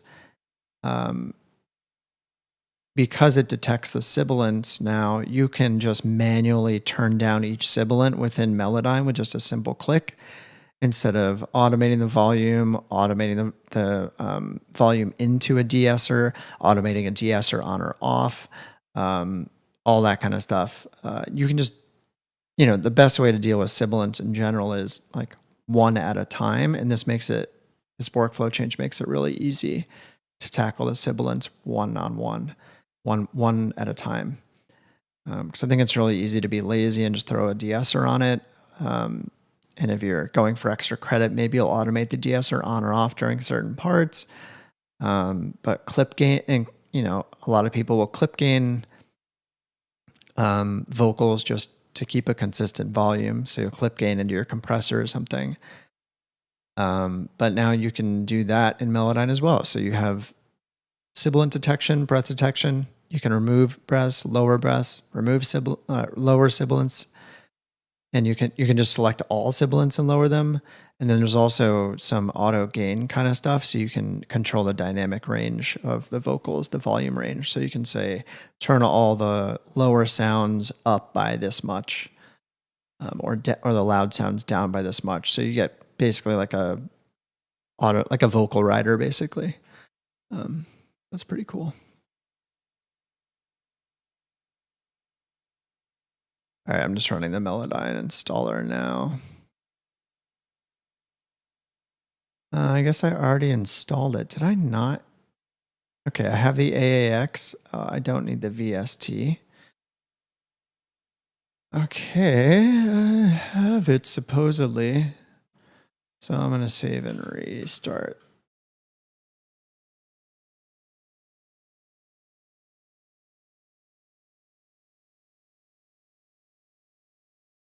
Save changes, yes. Okay.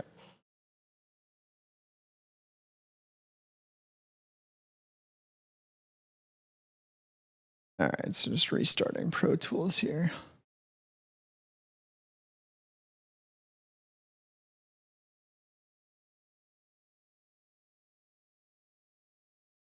All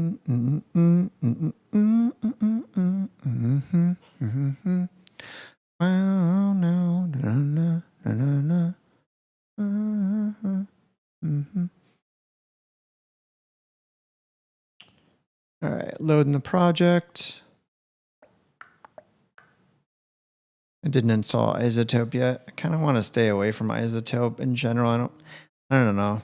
Their plugins are okay. I feel like the only one I really like, there's two that I like. One's tonal balance control, and that's just a nice quick eyeball at the overall song spectrum. Like if something's way, if it's way out of whack, it'd just be easy to tell if you have way too much low end just at a glance. And then low end focus is pretty cool. Okay. Look into my eyes, burning our skin and bones. We are so far away. Melodyne.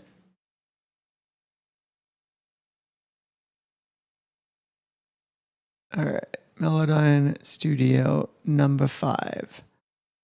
So I'm going to go through all of these and turn them all on and play through the song one at a time to transfer all these in. The day that Pro Tools gets ARA will be the day that it is the year 2030. All right. So I'm just going to 1, 2, 99, and just turn off, repeat, and just play through this once. I hit play twice by accident, so I killed the transfer. Whoops. I think as soon as you hit stop, the transfer button turns off. Okay, so transfer is on, it's on, it's on. Hit play. Don't hit play again. And I go through each one and...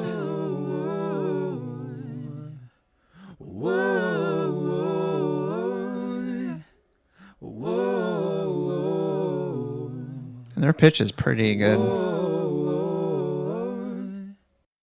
Stars are falling from the sky. You look into my eyes, burning our skin and bones. We are so far away from home, yeah. You give me something to believe. Promise can be relieved, yeah. You're laying down right now, baby. Dreamers will lost somehow. And baby, I know you're the thing that I need. You're the song in my head that I'm falling. I am here at your door. I am begging you, please. Oh my love, I just need one more calling. There's something wanna talk about. The sudden setting down, yeah. I will bring you back, my love. And I will bring you back, my love. And baby, I know you're the thing that I need. You're the song in my head that I'm falling. I am here at your door. I am begging you, please. Oh, my love, I just need one more calling, yeah. Ooh, I'm falling apart.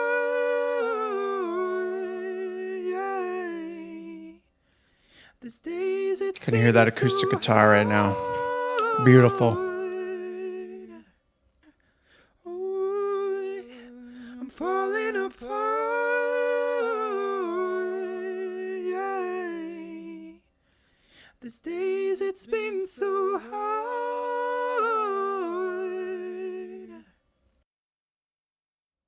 Baby, I know you're the thing. And if I'm really happy with this mix, it's going to really challenge me to see if I want to keep all my UAD hardware or just sell it and recoup some of that money. I am here at your door. I am begging you, especially with this new computer, have the power to not use UAD stuff. You're the thing that I need. You're the song in my head that I'm falling. I am here at your door. I am begging you, please. Oh, my love, I just need one more calling. Yeah, I'm falling apart. Yeah, I'm falling apart. All right.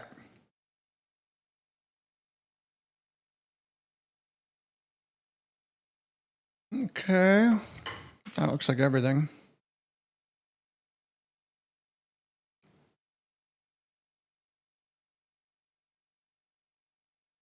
And we will save immediately because I don't want to transfer that stuff again.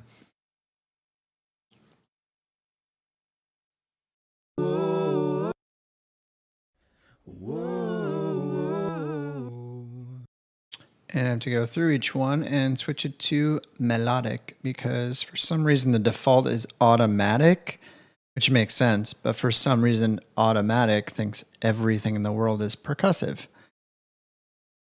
which is, yeah. Anyway, we're going to redetect these as melodic.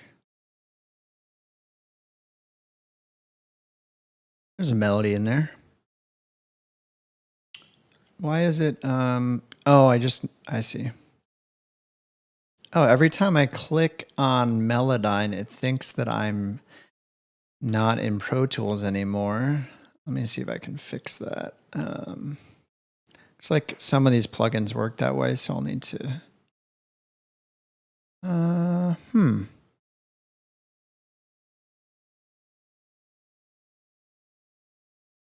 Is this it? Microsoft Text Input Application? What? What? Let's see if this is it. All right, is Melodyne still here? I'm going to watch the stream real quick. It should be in Melodyne right now with me moving it around. No, it's not. Yeah, for some reason, when I'm clicked on the Melodyne window,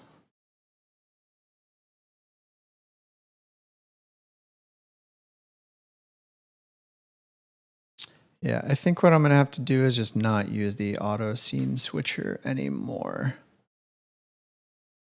So when I go into Pro Tools, it should switch back. That sounds good. But when no window matches, I shouldn't hide it automatically. All right. Sorry, one moment, bros. And let me make a hotkey for when I need some privacy. When we need that privacy. Yeah, I do end up having to go into like my personal email or, my emails or find messages the bands have sent me. So I don't want to have any of that stuff visible. Switch to scene. All right. All right, so this should stay on unless I tell it to go away now. So if I go to OBS, it'll still stay on. Woo! But if I hit a button, secrets. All right, cool. So that'll work fine. So we can still see Melodyne now. Whoa. Okay, so I detected 1, 2, and 3. All right, so we'll open up the tracks. All right, and I think this stuff on the bottom here, I think is a remnant of the percussive detection at the beginning. So we obviously don't need that.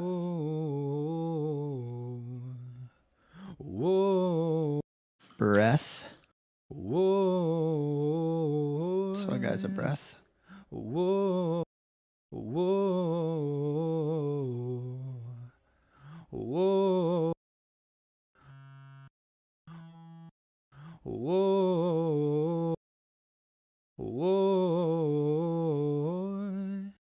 Nice. So that's the choir low. Let's bring in choir mid. And I'll take care of all those breaths and stuff here. Looks like this one's a little better. I don't know what the... Oh, this is... Ooh. Damn, that's low. I was like, there's no way that could be human voice because my voice can't go that low. But yeah, no shit, right? All right. So back to this one. This is just going to be a little mouse sound. Oops. Yeah, there's a little breath.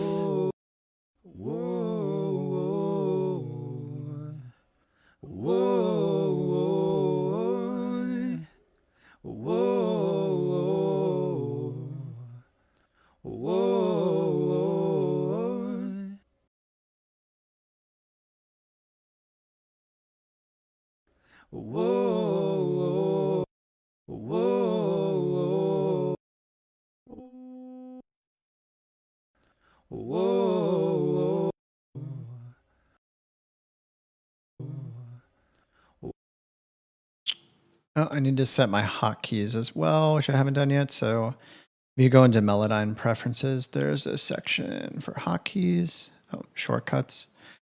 I do the editing tools. So definitely want there's the pitch tool, I think. This one usually use like D. I don't know why D. I think there was some conflicts or something. Then there's one for chopping things up, which I believe is Oh, these are already set, aren't they? The pitch tool isn't set by default?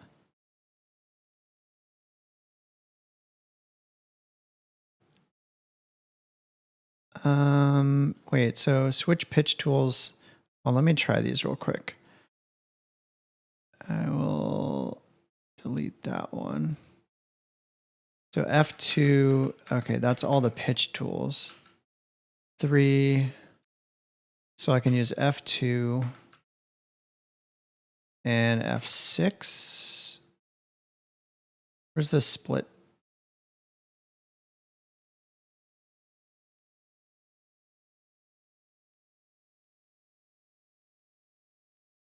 I need the one that lets me split the note. Right, okay, it's that one. F2, okay. Huh. Yeah, I'm not used to this. For the Melodyne Mac version, I don't think has these, or if it does, they're function keys, which you don't use on a Mac generally. So those are like your volume keys and stuff. Okay, so F2 is my double click, and 6 is my note splitter. Okay, so I was just going to split here to make sure I didn't cut off the sustain, but I got rid of the breath. Oops. There we go. Hey, dude.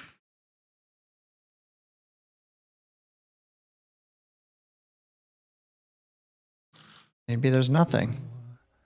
Whoa. Yeah, why is it the split it does nothing. Oh, it's silence, that's why. So it's saying, dude, like you don't need that. Whoa. Whoa. All right, and then let's go to the highs last. Whoa. Whoa. Whoa. Whoa. Whoa. There's another one that's like that here. Whoa. Whoa. So that's the breath we can get rid of. Whoa. Yeah, I want to keep this. Just because they're starting their words that way on purpose. Like, ooh, what? Ooh, that, ooh, I don't want to get rid of that because it'll sound too robotic. Whoa. Whoa. Oh, no breath there. Whoa. Take it out anyway, even though there's nothing there. Okay, and then we can get rid of these little tails there, and there's one more here. All right, let's make sure they are perfectly in harmony now.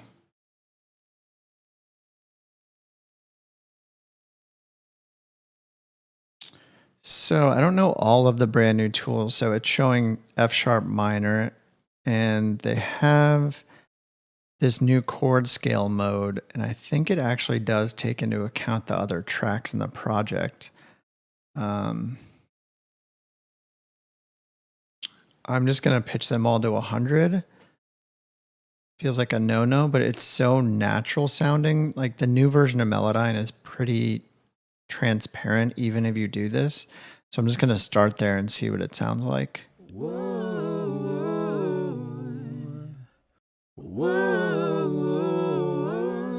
A few wrong notes here that it detected, so.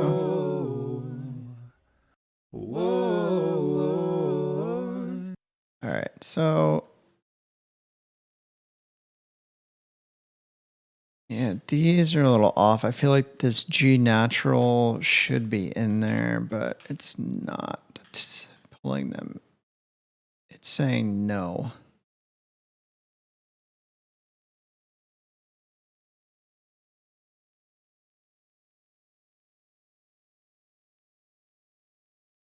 You know, with the chord scale isn't really changing anything. So I'm going to just start with the low and the mid.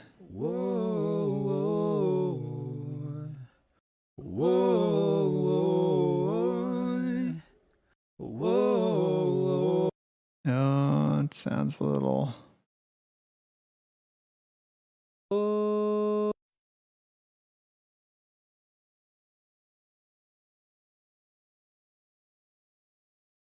Yeah, it's because we have these notes just one semitone apart. So I think to potentially move all of these G's up or down, and we need to edit some of these parts where it's detected different notes. Make sure those are separated like here. Okay, that looks good. Just get used to these new shortcuts. F3 and F2 are the big ones. Whoa, whoa, whoa. That's good. And it sounded like he was trying to go down here, and it's pulled that up. Probably down like this.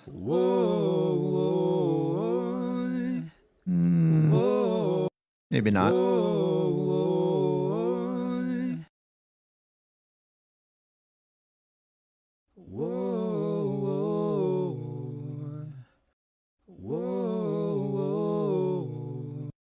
Yeah, it's like these, the A's, like this chromatic. Yeah, this is obviously out of key. Whoa.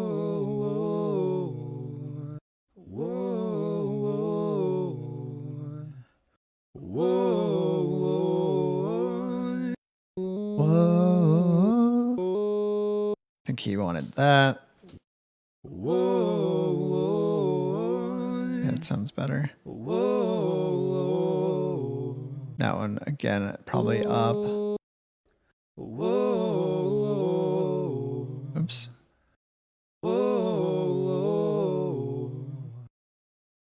Yeah, I think, I'm not sure. Whoa,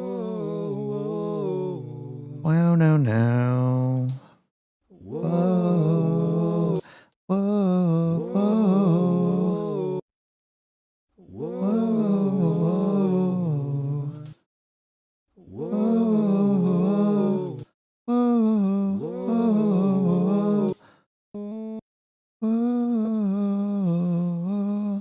Go back up.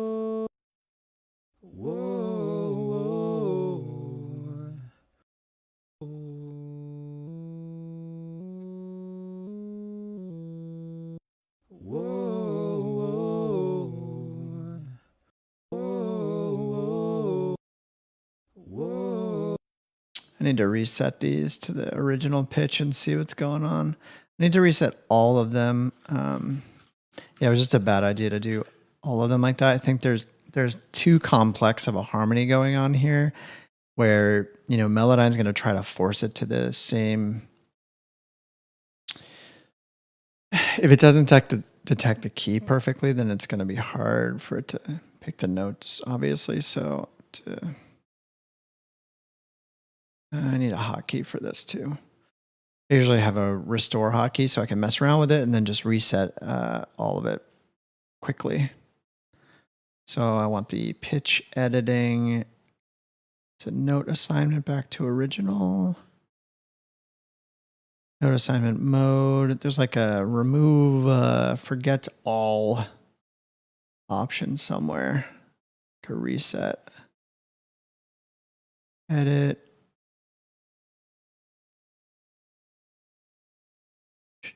Restore original. Undo all pitch changes. Let's get that reset. Okay.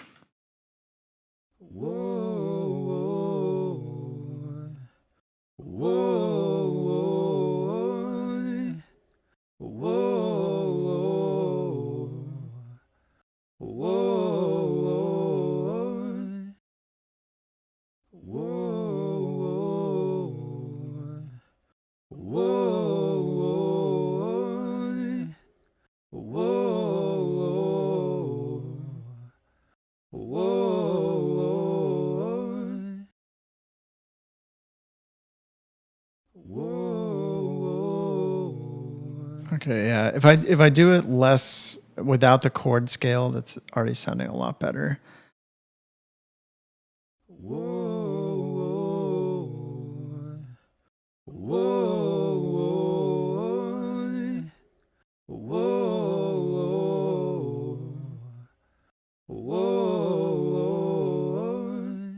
So I think there's only in this second section there's a problem.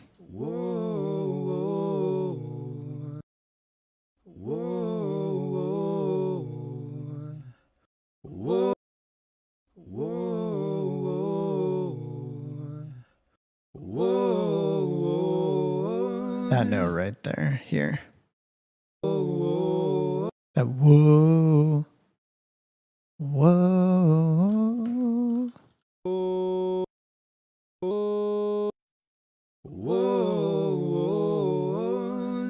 Yeah, this one starts higher. There we go. Perfect.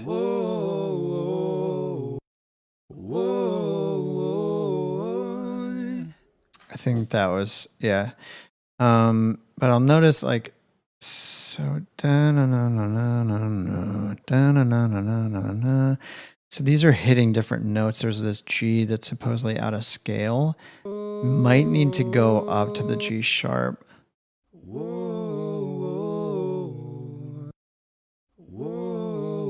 Yeah, that first note does seem out of tune. Like a B maybe. Yeah, the B is right. It just needs to not sound so robotic with too many changes.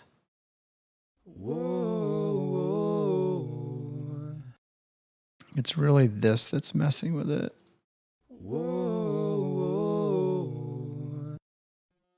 Is that just a blip?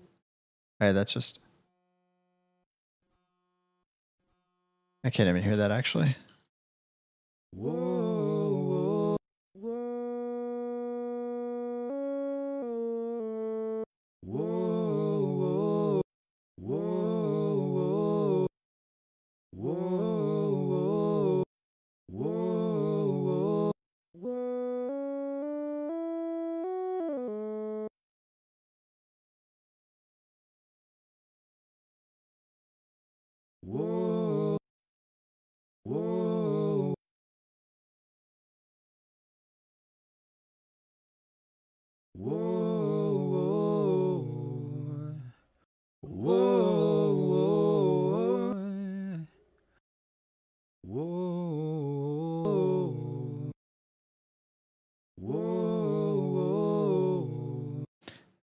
So maybe this one's right. Let me bring that back. Reset this one. I just realized that I changed the highs by accident instead of... No wonder it sounded great because I didn't change it. I was like, oh, I made the changes and it sounds great. Maybe that means it sounded great at the first. So this F needs to be, I think... I do one at a time. I think this needs to be the F here because that, you know, that'll match those notes. And this can be the B.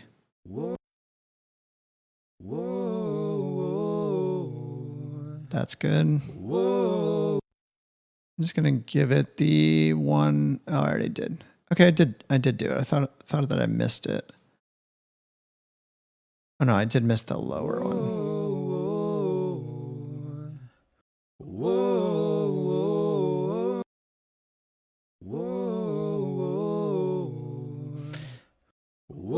Yeah, it's moving some notes to that F, but I'll just have to manually fix that. To manually fix a bunch of these.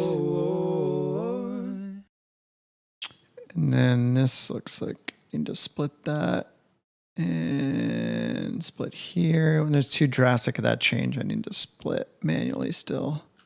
I know they made some improvements, but it's still not amazing.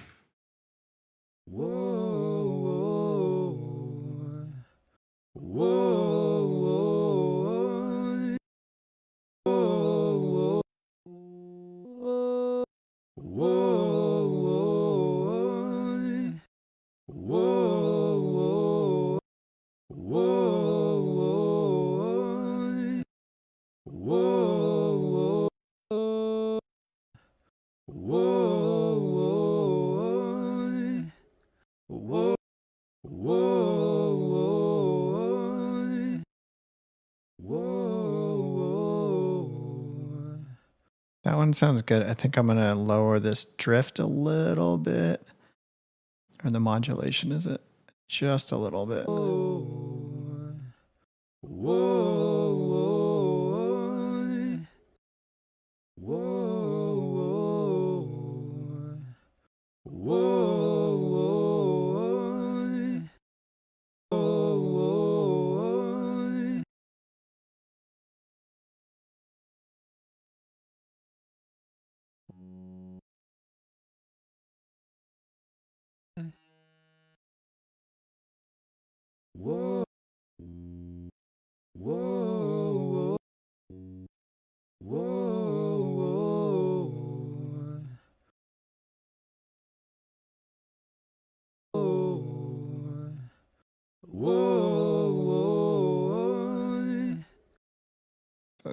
I like the vibrato just a tiny bit so it doesn't get too off pitch. Okay, so this needs to be up a note. And then these are, I don't think those can be there.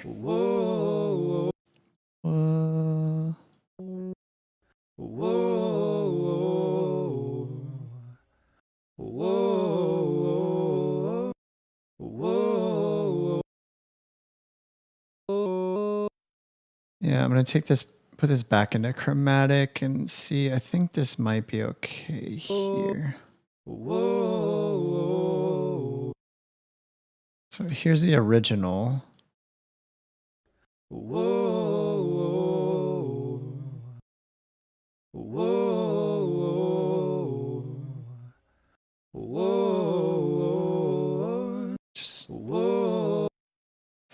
These do that chromatic step too. Just whoa, this. I think it's supposed to be a note higher. And that's supposed to be higher as well. So, I mean, it should be following the same pattern as the beginning.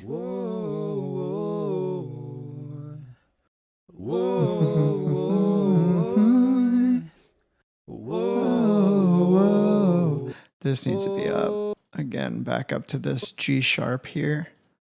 And then this should match the same pattern as this first one. Starting on the higher note here, but yeah, this A sharp is a little iffy.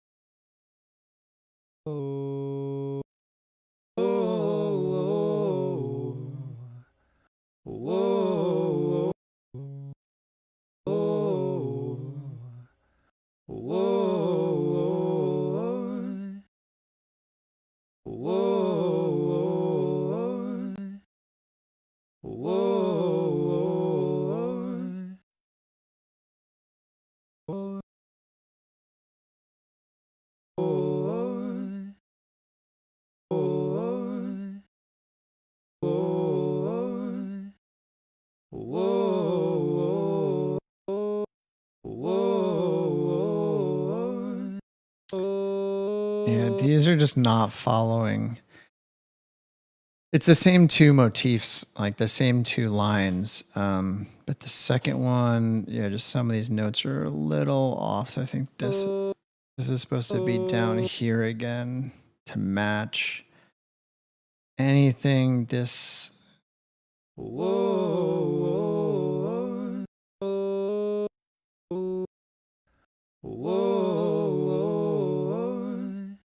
See, that would be following what it was doing here.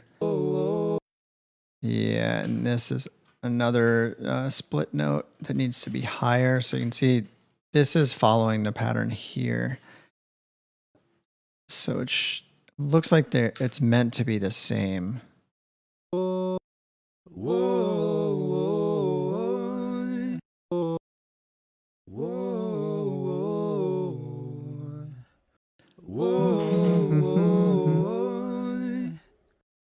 And then this one needs to follow this one a little more closely.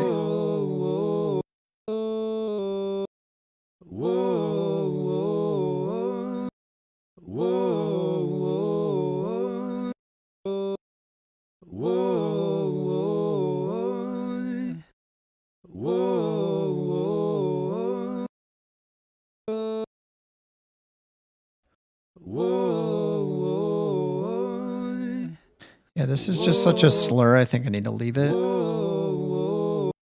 These couple alone.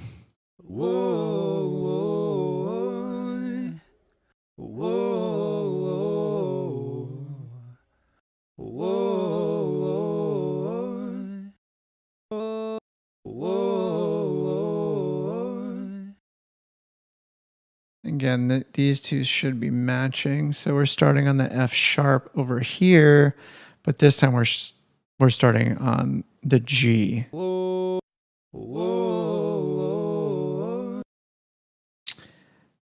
Yeah, and these are also higher, so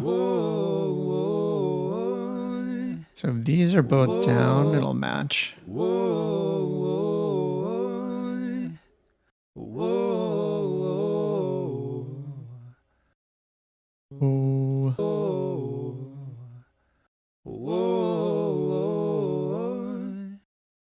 Bring in the third just to make sure it's kind of matching what the high is doing.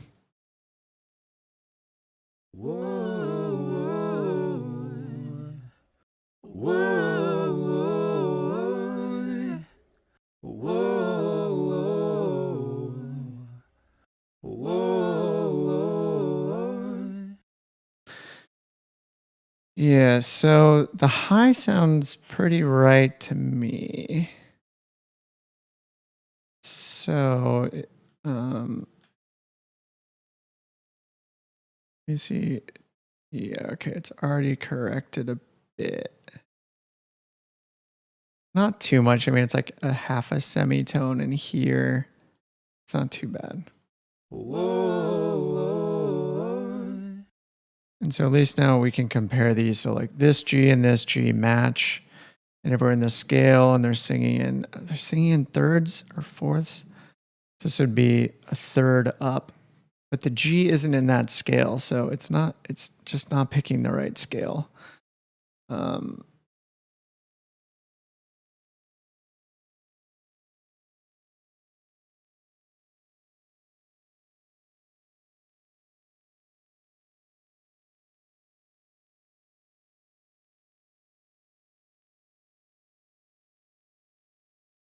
So G flat, what that is, F sharp. F sharp minor or G flat microtonal scale. 447 hertz. What? Let's go to F sharp major then.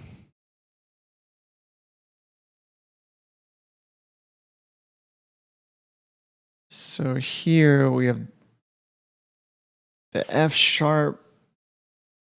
Let's see, we have a G natural here, and then this is right in between two notes. I need to bring in an instrument. It's going to take some more work.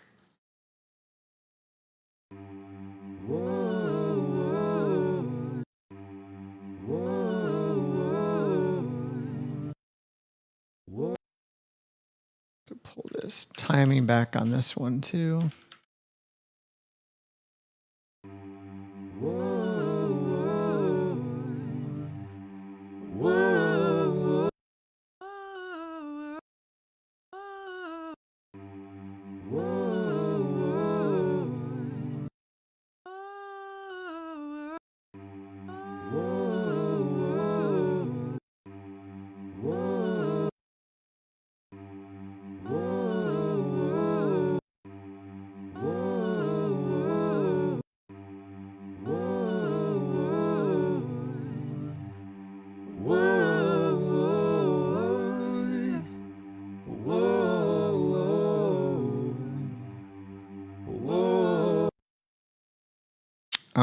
I think I'm gonna undo all of this work and start over. This is just a little, I think I got it a little too all over the place now.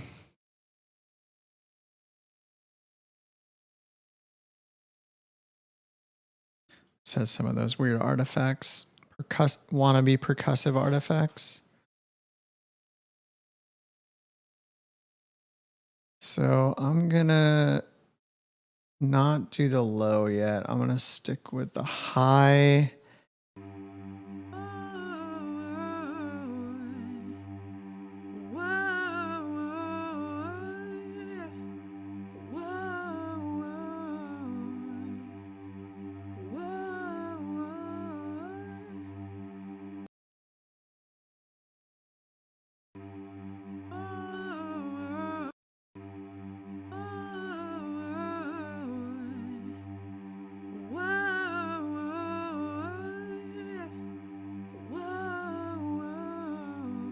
Okay, you can hear that one's just a little too low.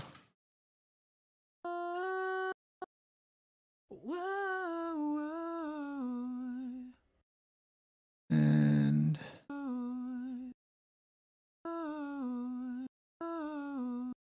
I hit an extra note there. Whoa. Whoa. Let's chop that up a little here.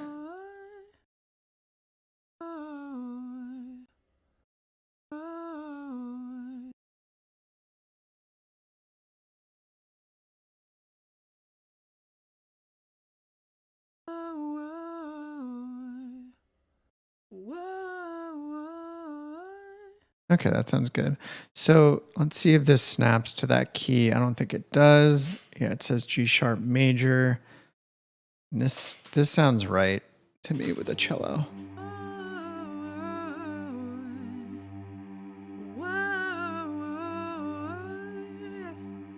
Are there any other instruments that are playing? So we have the guitars coming in.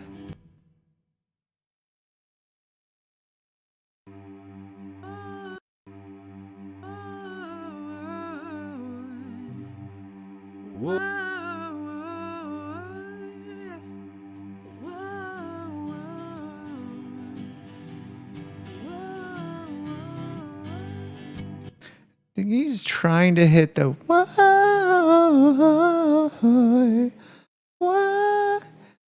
Yeah, so he does hit that here again. Yeah, so let's make sure this top is pitched right there.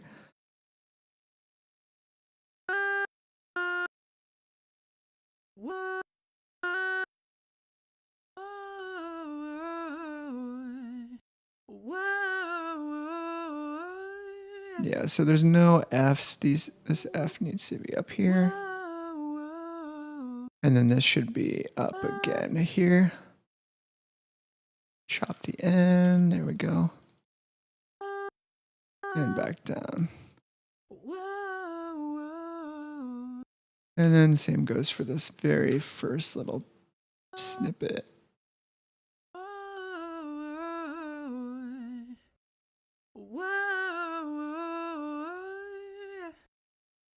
Alright, and chop this.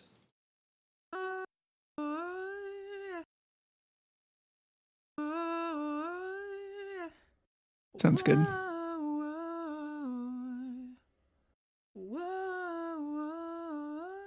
And this needs to be back up. There we go.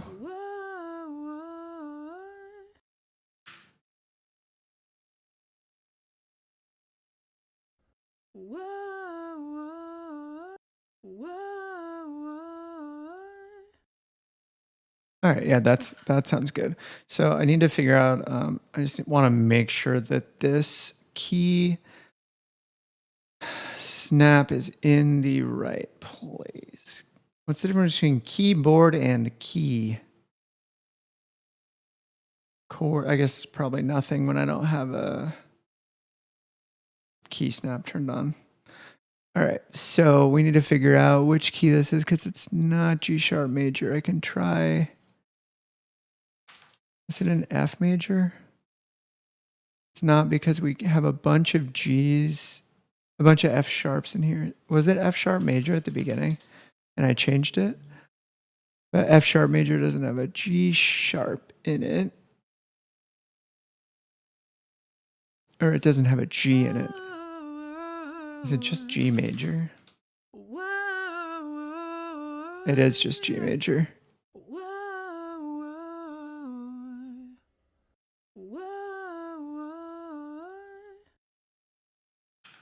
All right, now I can bring in the other ones.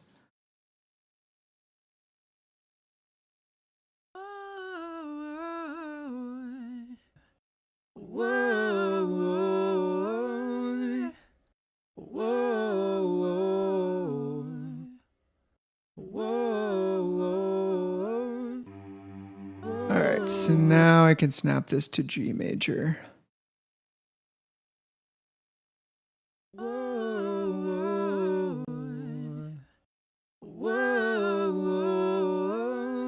This one was supposed to go back up.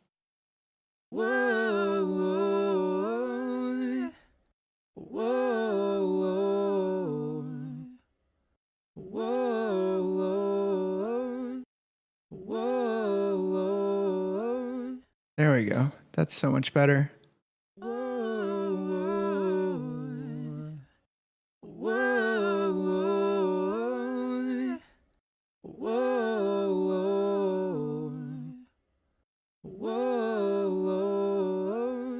Oh yeah. Sounds good. All right, and let's do the low.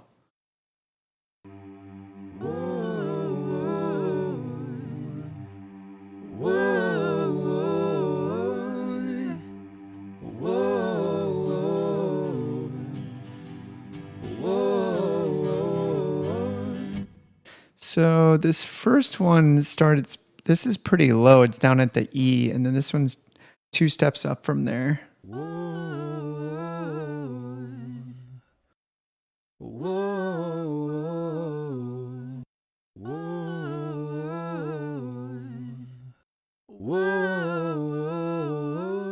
I think they just did one take and he didn't get it in key the first try and they just went with it. So I think I could probably just pitch this up to match this pattern here. Because you can tell he's just a little low, and then the rest of them are more all over the place. I don't mean all over the place in terms of like singing it in key or whatever. I just mean he added more notes here, it looks like.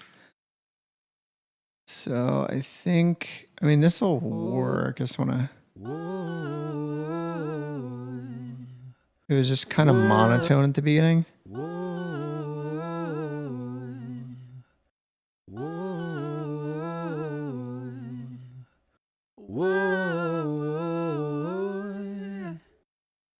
This is the low one, right? Yeah.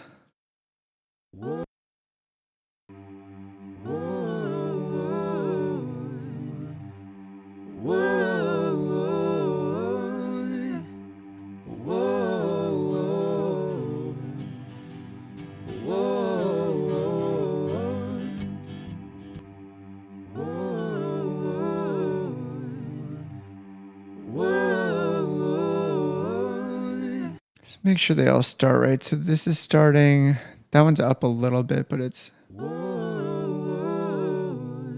much on the G.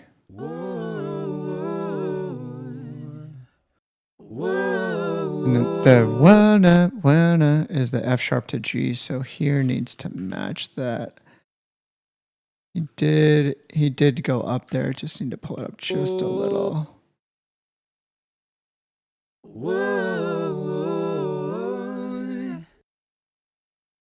And he also slurs up like that, so that works.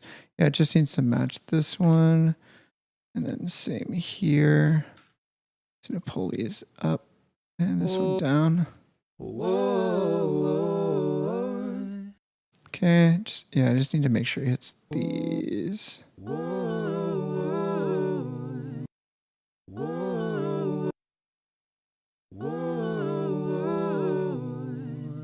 Yeah, I'm going to leave that one down because it sounds too weird when I bring this note up a whole step. That's way too robotic.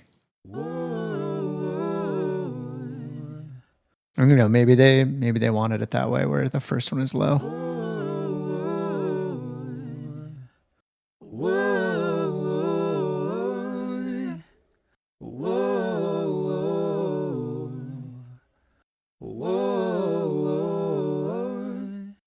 timing is pretty good too. Now, I haven't used the timing feature with Melodyne yet, but I'm pretty sure I can have them be in time, like vocal line style, time them to each other, which would be really cool. And I think is it track? Oh yeah, it's this. This is it. So you can tell it to align itself to another track. So let's see what that looks like. I'm gonna do the other two first. Let's.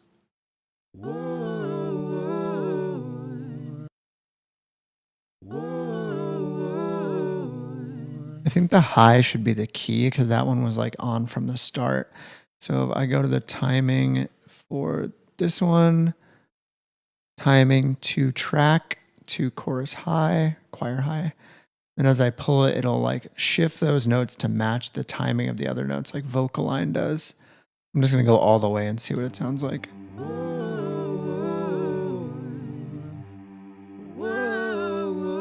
Whoa.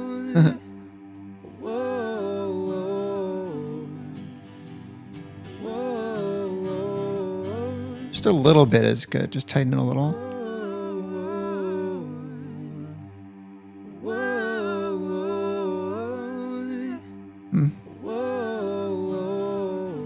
Cool.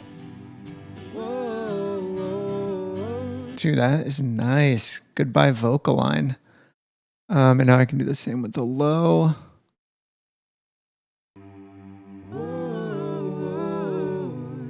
And I'm sure it's more accurate mattering how many sections you break each note into, because it is, I'm sure it's just doing it note by note, but let's see how it goes. Track, high. So we can see right here, see like this slur is chopped differently than this one. So, oh no, it's actually, it must be by pitch then. Anyway, I can only do just so much. It'll just start sounding robotic. Of course I can do phrase by phrase.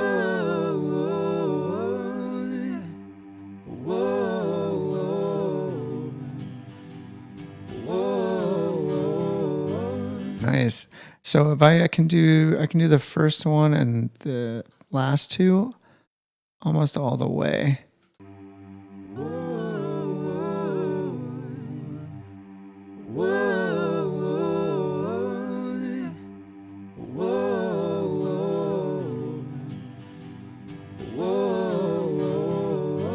Those are perfect. So now here I can just mess with the timing of, I think maybe there's these to start.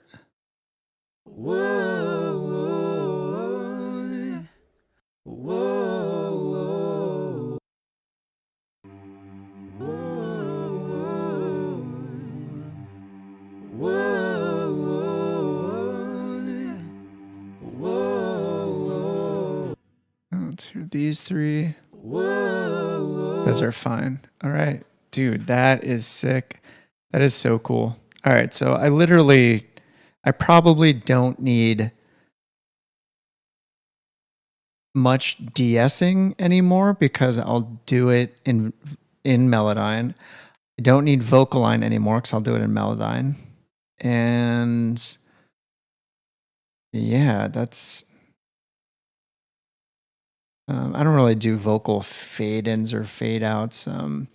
I can also play with the volume, which, yeah, it's this one. So this would replace, a vocal rider or doing manual clip gain. So make quiet notes louder. So you can see the height of the waveform gets bigger. And then make loud notes quieter. And obviously does the opposite. So I think if you do both of them, it gives it basically like basically giving it a vocal rider.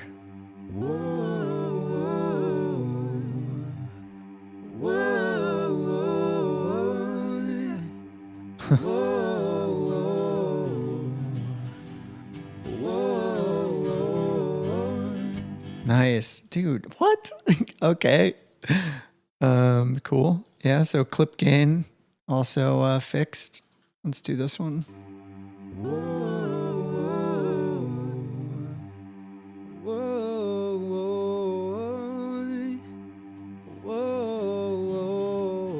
I'm just crushing it all the way.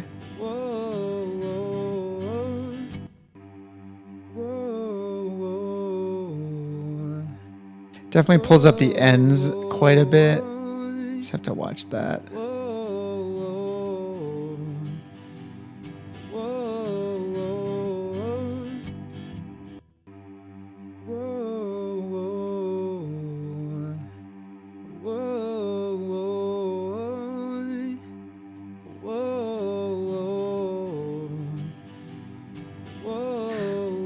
So what I'm sure there's an amplitude. That's what this is, right?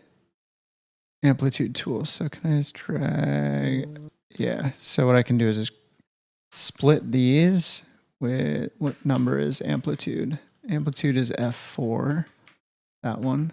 So I can go to F6, split it, go to F4. Whoops.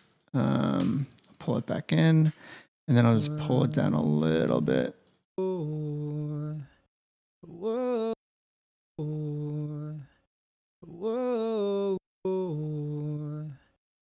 Has that like kind of clip sound to it though, where I did the split. Oh, it's in the recording. That's why. Yeah, there's a little click right there.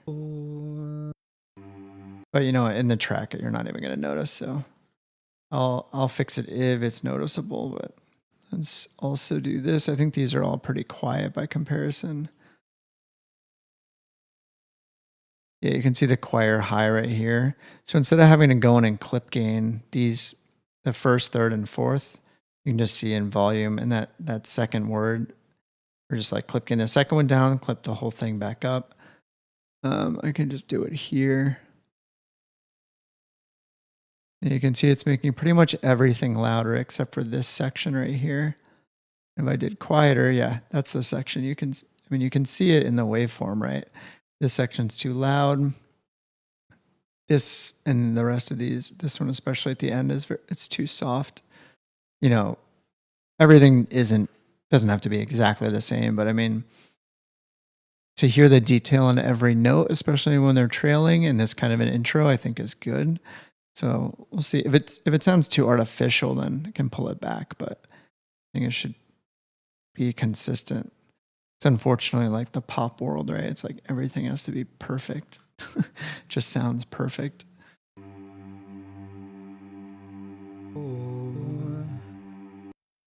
And I haven't done anything. Yet to these.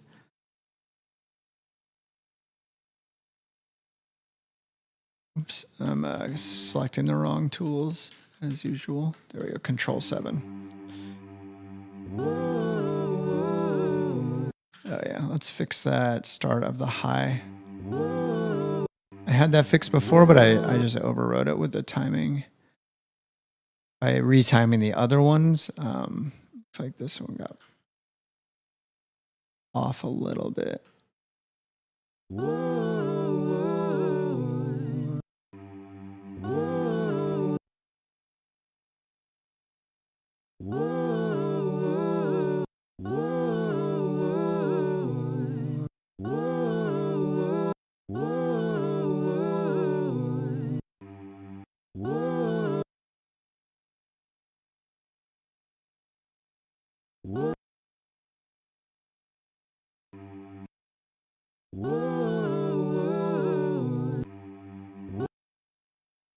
All right.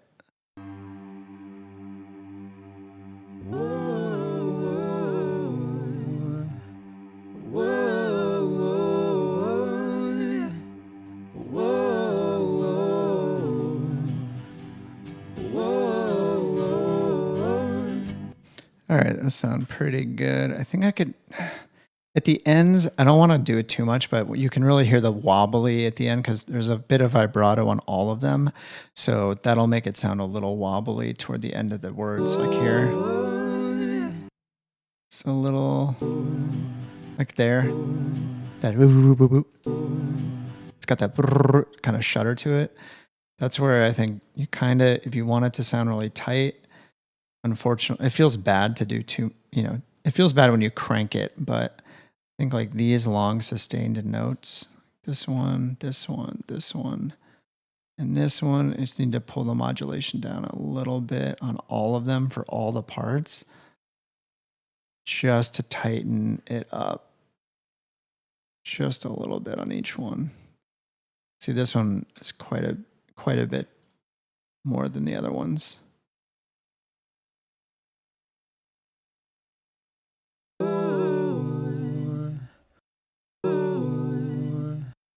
It's good. It has that like little it still sounds more vibrato and less like they're about to change notes.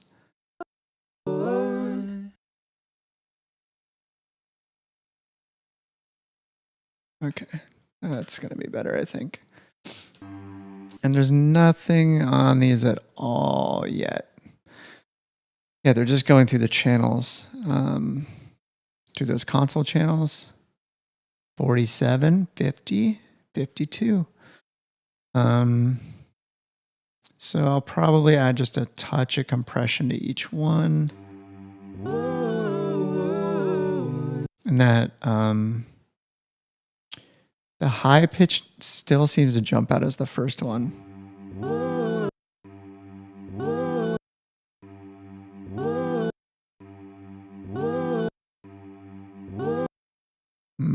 Yeah, it just sounds a little off.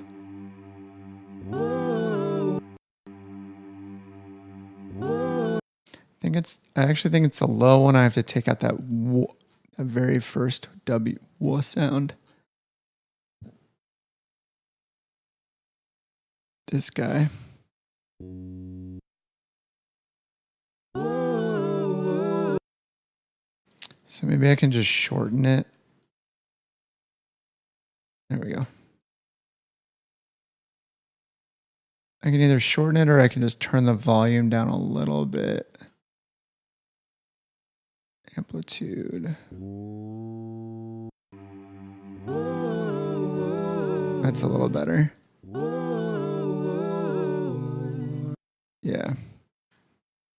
So this was it before. Is that? Oh, I know what it was. So it was the auto amplitude that I did before. So I just need to bring it back to its original.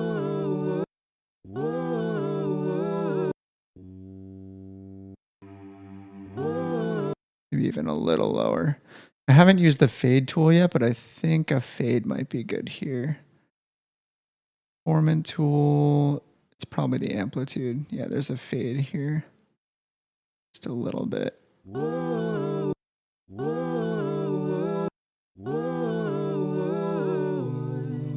Nice. Okay, cool. Again, that's like they have that fade tool, and because normally I would be in here, jumping way in here and being like, all right, let's put a tiny little crossfade right in there. And I don't have to do that now, which is amazing. And I'm also going to turn the gate on for all three of these. I usually have a preset with an expander. I have this expander set at the 40 decibel range just to keep it closed, because the 9000, all these emulation plugins insert noise. So if there's any quiet parts or just little sections like this, like there's just no reason to have them open and generating noise if I don't have to. So my default, if I add a new one, I can turn this on, put the range to 40 so it opens the gate, and then just save this as the default. I'll just save it as my own default. And then click here and say set as user default. So then I just have that gate on all of them by default. Okay, so I'll get rid of that. And I'll just put both of these to the default. I have to remember to do that with the other tracks. But yeah, I don't want to spend the time going in. I mean, I probably end up doing it anyway because I get a little anal, but going into these and cutting out all these little tiny bits at the beginning. But because this is in Melodyne already, I've already missed that chance basically. So I would go in and just, do something like this for each one of them. Do like this. Get rid of all these and fade them all in manually. But I'll just let the gate, the expander do its thing.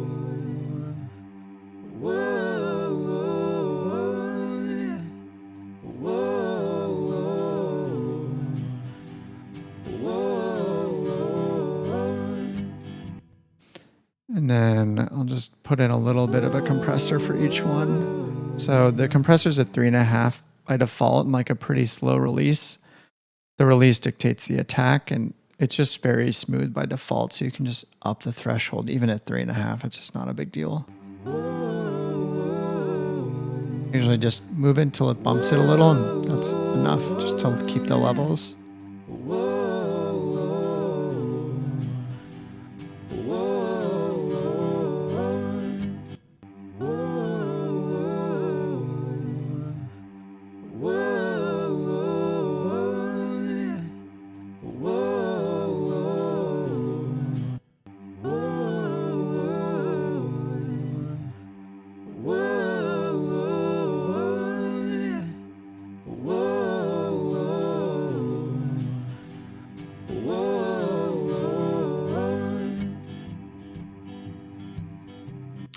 And I noticed a couple like clicky sounds. And I just want to track those down now.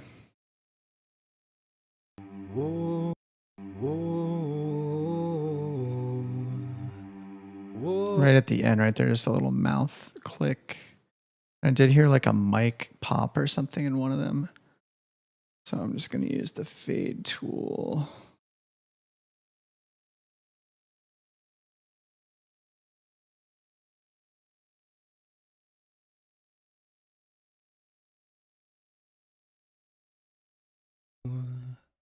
Whoa. Whoa. Whoa. Whoa. Whoa. Let's get rid of that breath.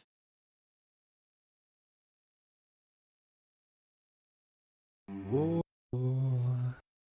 Whoa.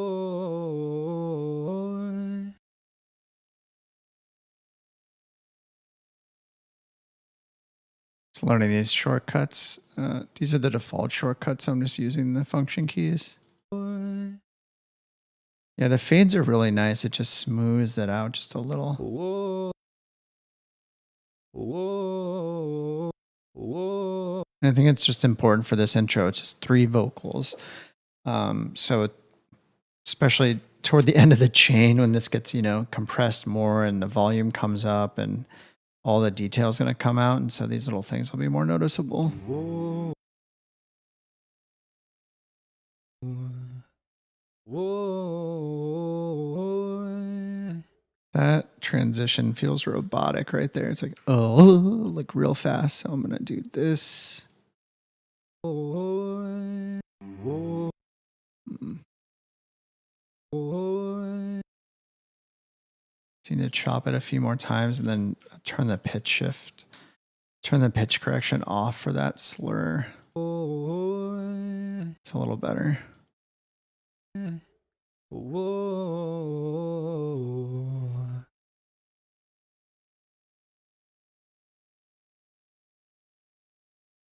Just want to get rid of some of that. Just a little bit too long.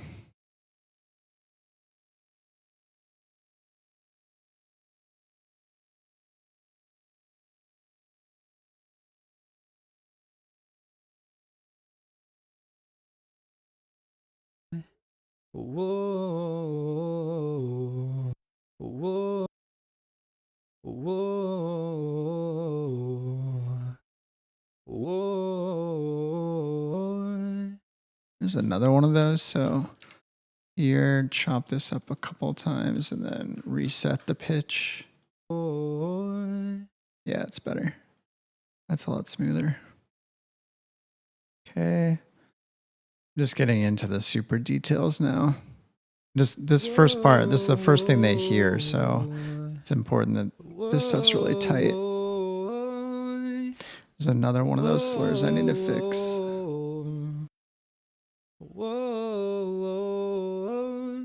And another one. So same thing, just cut it and then reset the pitch of that.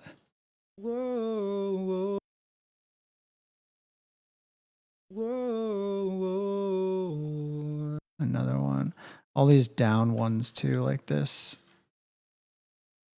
They're doing a lot of whoa, like that, those long ones.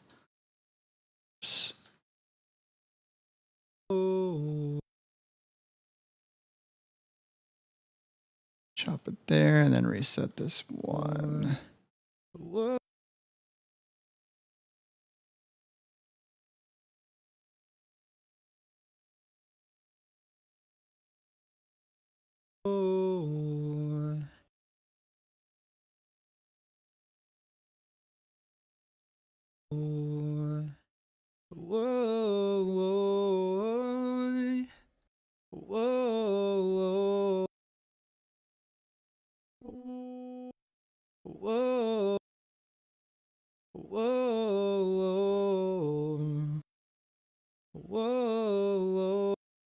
I'm gonna split this one.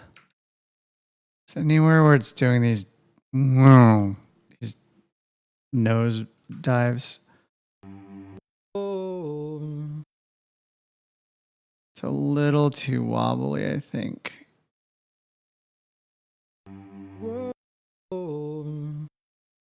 Let's hear it with the rest of it.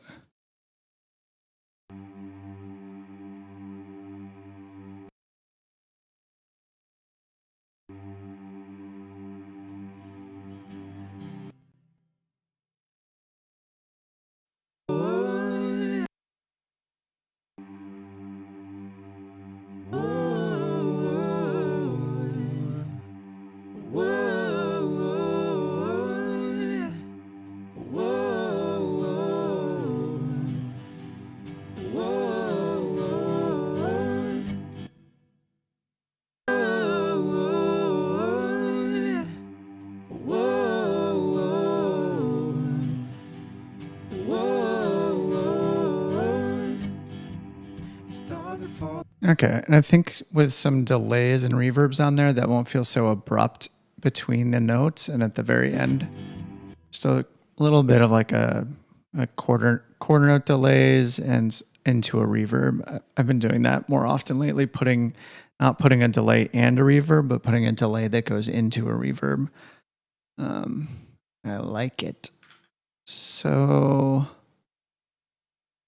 and I'm going to rebalance these, and I like doing this where I just keep the low and the mid pitches mostly centered, and then the high spreads out more, which is normal, right? Like your higher frequencies go to the sides.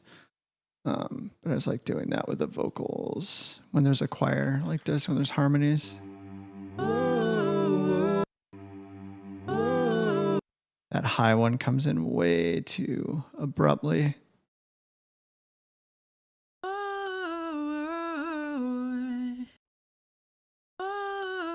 Yeah, just like fade it in.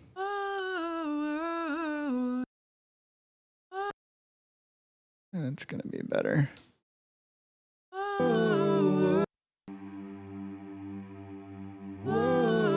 Yeah, it's way better. There's a little hick sound.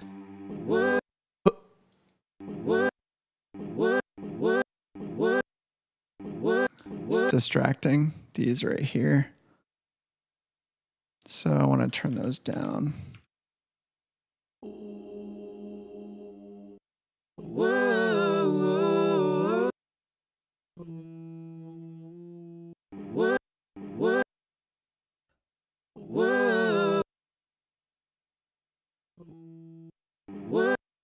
I don't think I get rid of them because it's the start of the W kind of sound.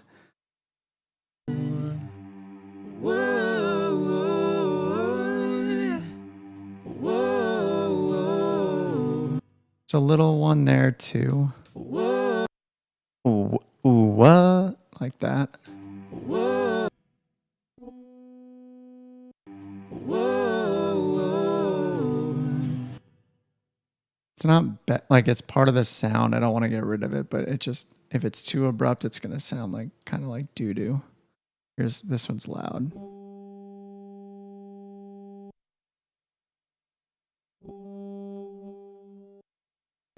Whoa. Whoa. There we go. Whoa.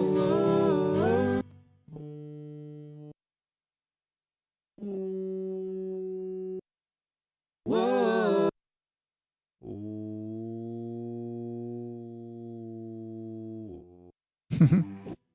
Whoa. Good. Wow, that sounds pretty good. We should hear a before and after. All right, here's before.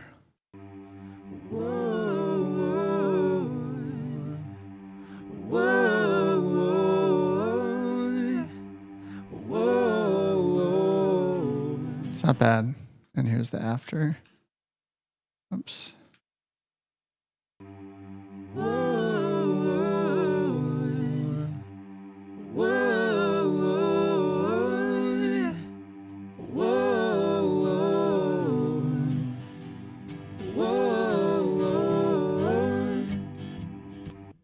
All right, I want to take the micro shift and push the big one, this one out. Not that far.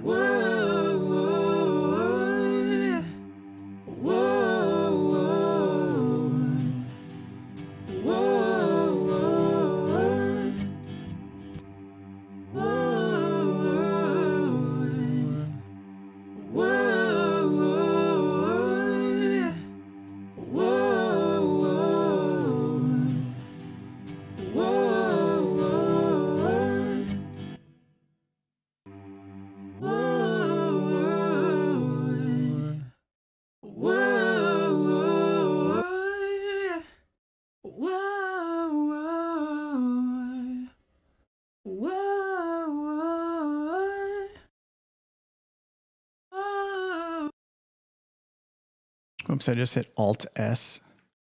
Wait, is Alt S to save? No, it's Control S. Okay. Yeah, on a Mac, use your thumb, Command S.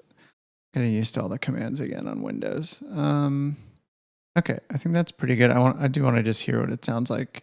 See how pretty it sounds with a delay on there. Bring in one of these. So it looks like I had an Echo Boy.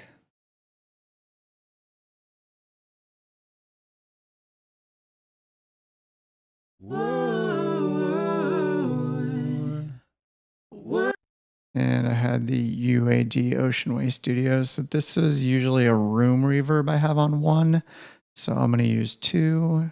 And Seventh Heaven is probably, that's my go-to on there. Dude, the Seventh Heaven North Church. This shit, it's so good. Wait, listen to this. So I'm going to have this go into the delay. That'll be delay 1. Just put it full for now. Delay 1 is on 1/8 notes. Just turn it to quarters. Mix is 100. Feedback, I'll probably have to pull back, but. Verb 2.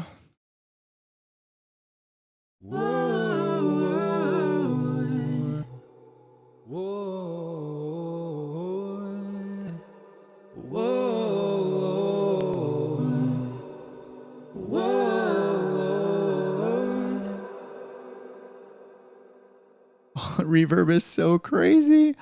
I'm going to dial it back, of course, but just sounds great.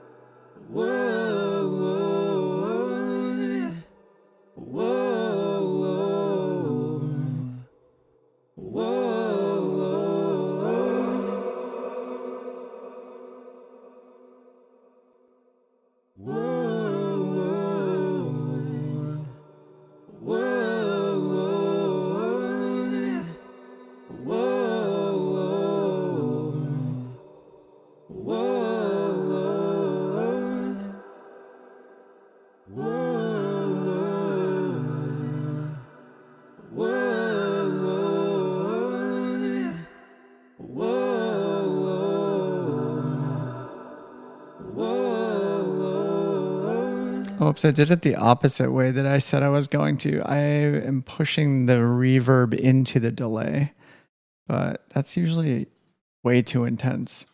As you can, like you could hear, that's pretty intense. So I'm going to do the delay blips each go into a reverb. Usually is nicer, I think.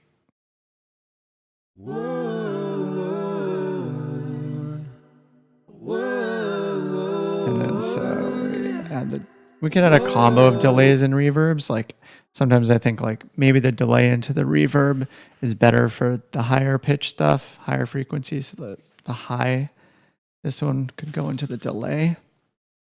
It's delay 1, right? Delay 1 goes into reverb 2. It's reverb 2 because it's a long one. Reverb 1 is my room. I should rename it to room because that's usually what I do. But yeah, so like this high one, I think can go into the delay, and then maybe the mid goes slightly into the delay and the reverb, and then the low just goes into the reverb.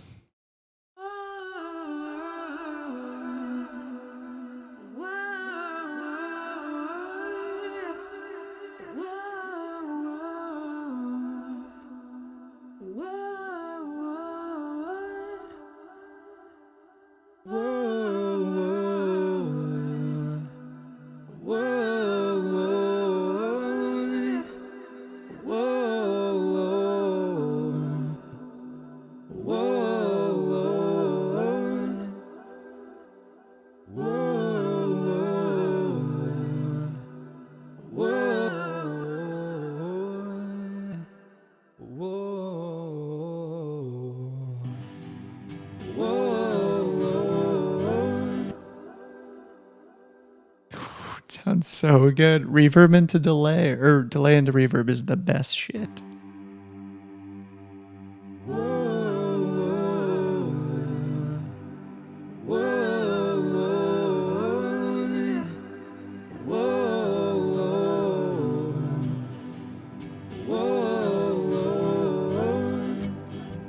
Stars are falling from the sky.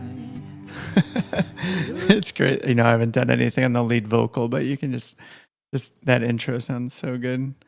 I think I'll have to turn it down a bit. And I think I might need to automate some of the throws, some of the delay volume for like the end of this part on the high. It's got that. It's like maybe a little too noticeable. So do something like going here and just turn the level down just to this end part. Yeah, like right here. Pull that down a bit and delete this so it kind of ramps it off.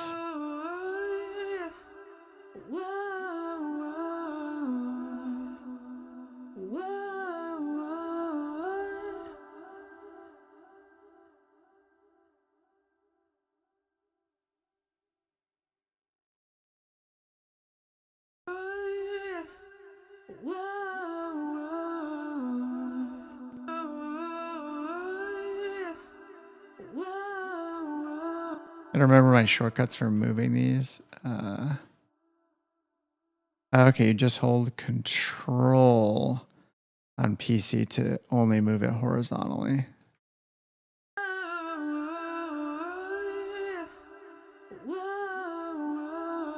And then Control Shift locks it vertically.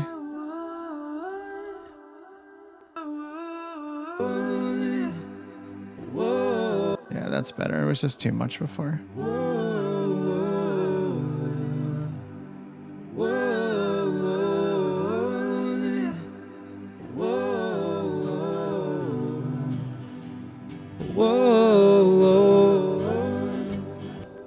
And it needs to be lower.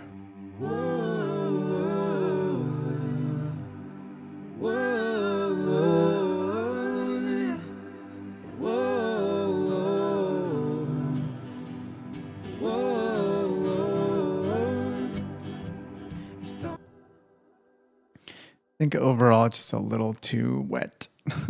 Just gonna turn the delay into the reverb down. It's at max.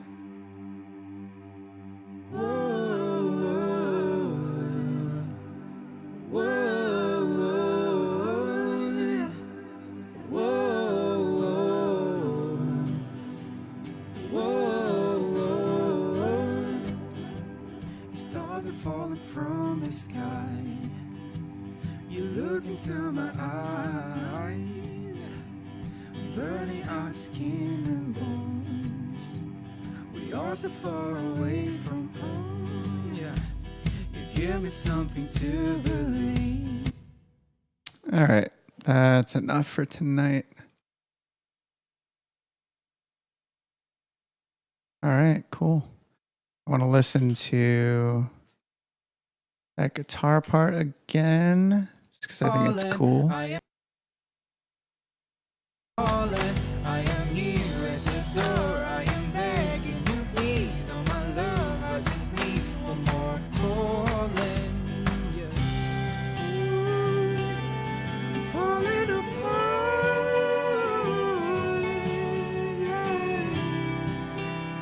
These days it's been so hard.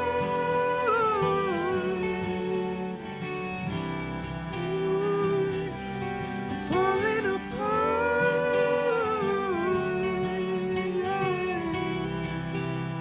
These days it's been so hard.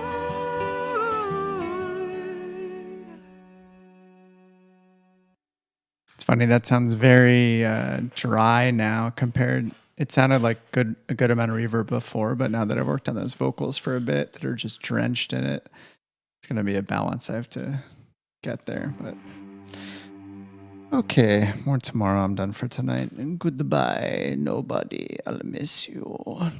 I'll miss you, nobody. I'll miss nobody. Okay.